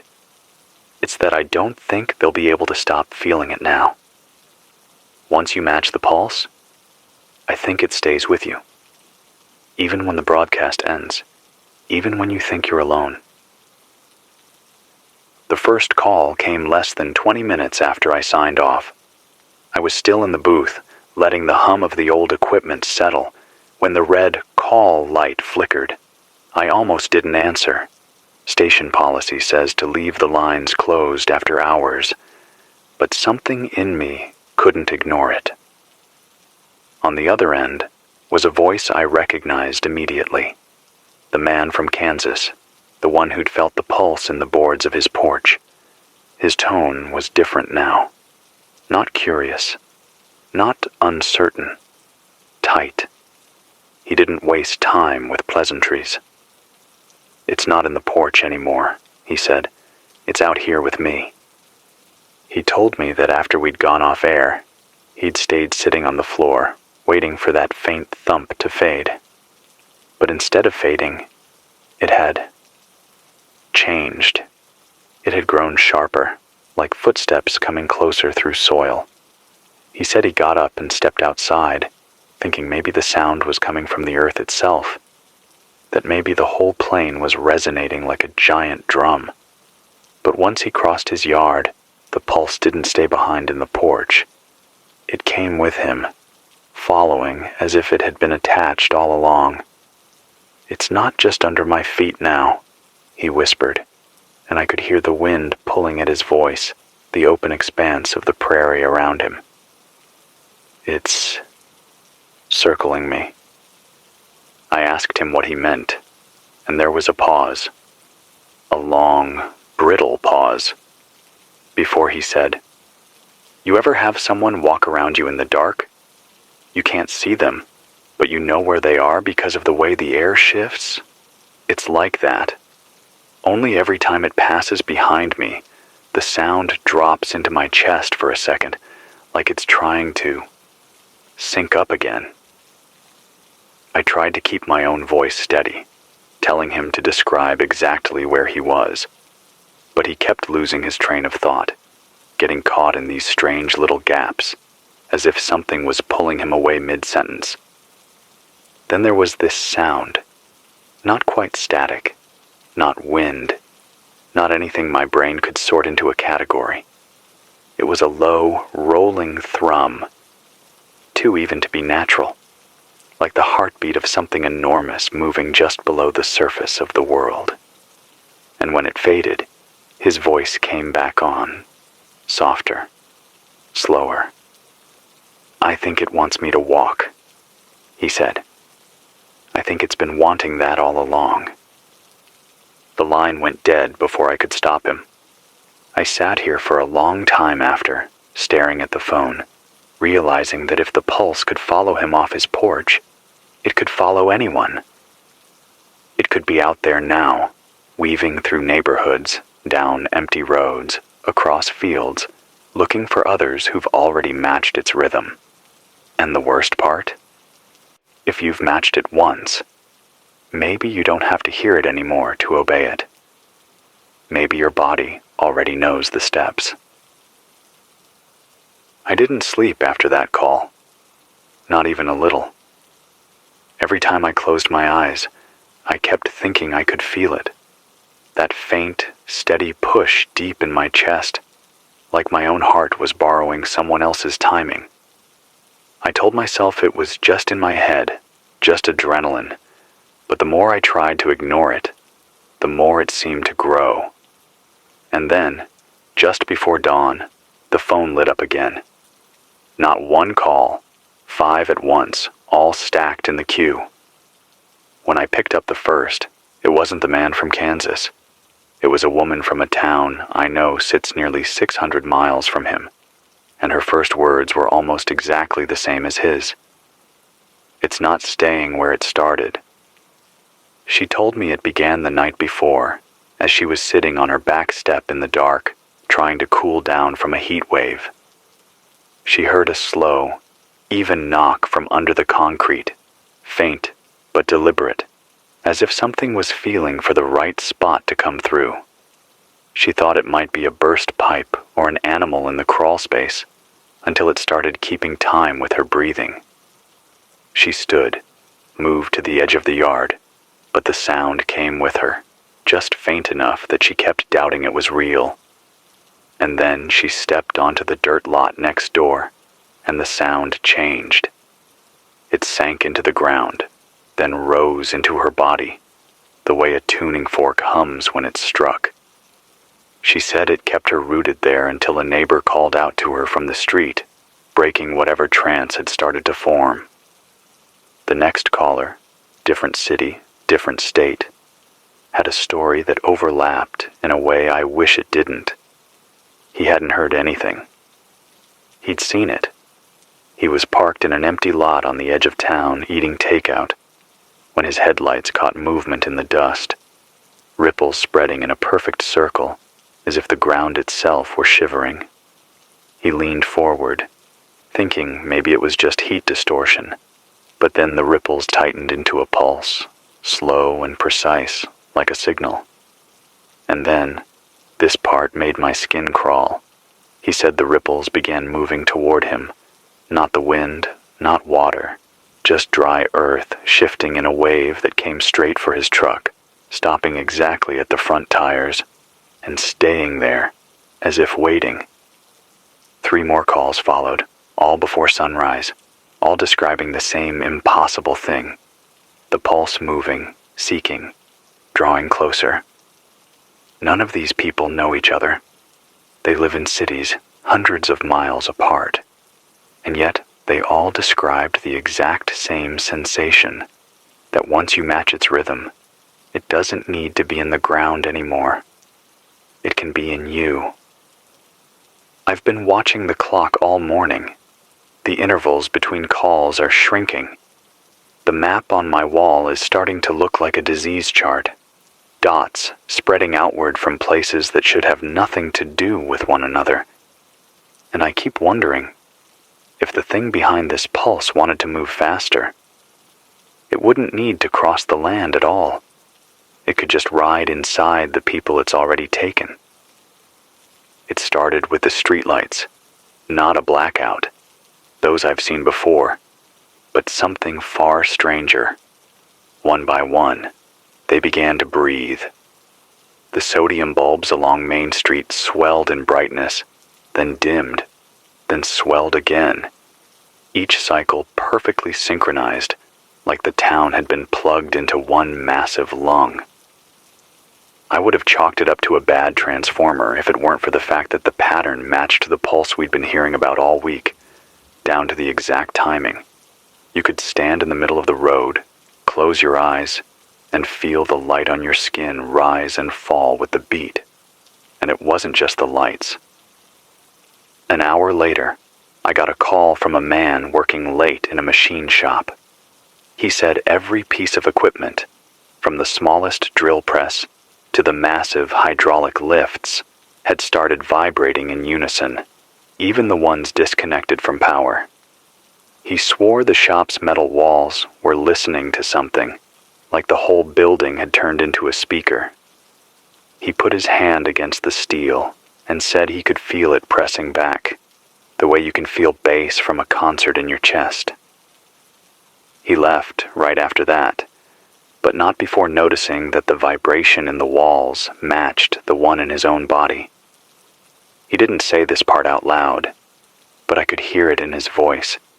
He was afraid that the two rhythms, his and the building's, were starting to become the same. The reports kept coming, faster now. A woman in Nevada said every phone in her neighborhood lit up at the exact same second, buzzing with no calls, no texts, just a blank, glowing screen. An old man in Iowa claimed his pacemaker skipped in time with the flashing lights on his neighbor's porch. And here's the part I wish I could dismiss. A teenager from Arizona swore he saw the clouds above his town throb in slow, deliberate waves, as if the sky itself was echoing whatever this thing was. I sat here in the station, watching it creep into my own world. First, it was the microphone, just a faint hiss in the background, rising and falling in that now familiar cadence. Then the power meters on the wall began to swing in perfect arcs. I tapped one of the dials, thinking it was stuck, but it moved under my finger like it had been waiting for me to touch it. And the whole time, in the back of my mind, I could feel my own heartbeat trying to match the cycle, like my body thought it was supposed to fall in line. The line between outside and inside is starting to blur. Whatever this pulse is, it's no longer content to stay in the dirt or the wires. It's learning to use us. And if that's true, then it's only a matter of time before we stop noticing it at all, because it'll be as natural as breathing. It began quietly, almost imperceptibly, the way frost creeps across a window when you're not looking. I started hearing about it in the calls, not from the usual panicked voices, but from people who didn't even sound alarmed. They spoke in the same slow, deliberate tone, with pauses so evenly spaced they could have been reading from the same invisible script. A woman in Oregon told me her husband had gotten up in the middle of the night without a word, walked out to the driveway, and just stood there staring up at the street light as it pulsed. She said she tried to speak to him, to shake him, but he didn't so much as flinch. A few minutes later, 3 neighbors came out of their houses at the same time, each walking with that same steady, deliberate gait, each stopping in the same exact spot in their respective yards, their heads all tilting upward at the same moment. She stayed at the window for an hour before she realized none of them had moved.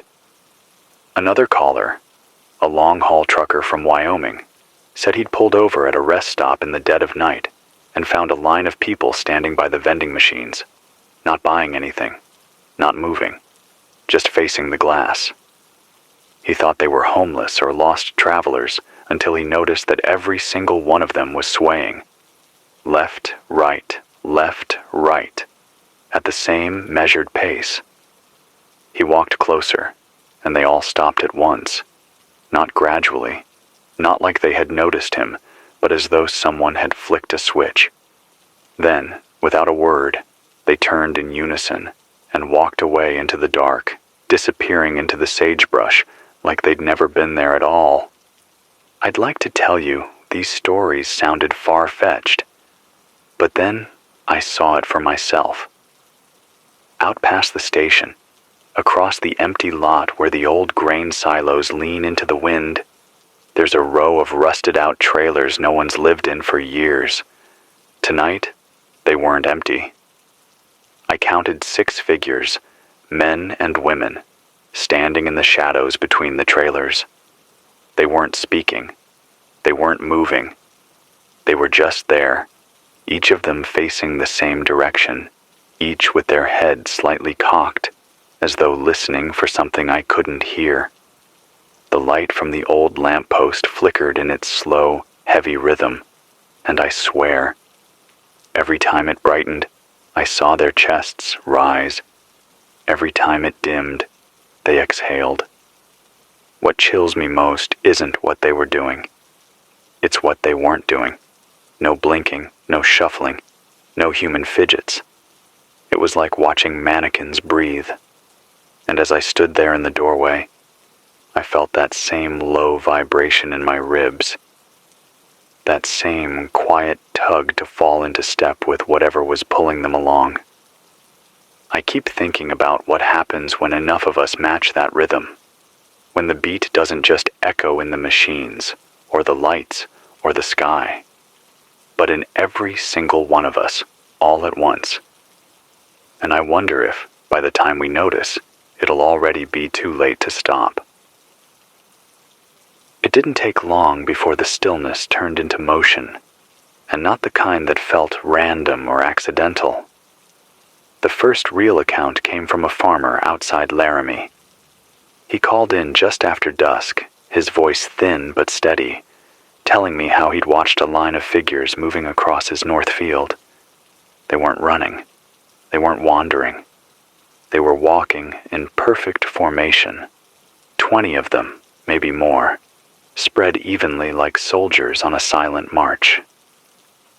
He said the moonlight caught on something in their eyes, a faint glint like glass reflecting a distant fire. When he yelled, they didn't so much as glance his way. The line just kept advancing until it disappeared into the tree line at the far edge of his property.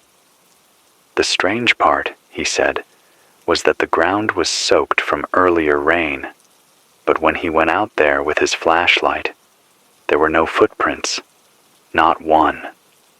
Later that night, a trucker passing through the Navajo Nation pulled into a gas station for coffee and spotted a crowd, 30 or 40 people, standing on the far side of the road, all facing east. He figured it was some kind of roadside gathering until, without warning, the entire group stepped forward in unison. One step, pause. Another step, pause. The cadence was so exact he said it felt mechanical, like watching a massive clock tick. They moved straight into the desert, ignoring the scrub, the rocks, the uneven ground. No flashlights, no talking, no sound but the crunch of their feet on the gravel. The last thing he saw before they melted into the darkness was the faint gleam of metal wires trailing from under their collars, catching the starlight for just a second before vanishing. Then came the call from a sheriff's deputy in Montana. Low, urgent, with the kind of edge in his voice you only hear from someone who's trained to keep it together. He and 2 other officers had been sent to check out reports of loiterers near a closed freight yard. They found a group of 8 men and women standing shoulder to shoulder, staring at the row of derelict boxcars. The moment the deputy's flashlight beam hit them, every head turned in the exact same slow arc, 15 degrees, then stop, locking eyes on him and his partners. No expression, no reaction to orders. And then, as if they'd all heard some unheard cue, the entire group stepped sideways, together, slipping between the shadows of the boxcars. When the deputies followed, the space was empty. No footprints in the frost. No sign they'd ever been there at all. I've been sitting here thinking about these patterns, about the way they're spreading, not just in numbers, but in coordination. People aren't just standing in place anymore. They're moving, traveling, converging. And the routes they're taking aren't random. A straight line from Wyoming to Utah. A slow arc through Nevada's empty basins. A curve that, when traced on a map, seems to bend towards something none of us can quite identify. Whatever's pulling them, it isn't stopping. It's building. And if I'm right, those lines are going to meet. And when they do, I don't know if anyone outside of them will even understand what's begun until the last step's already been taken.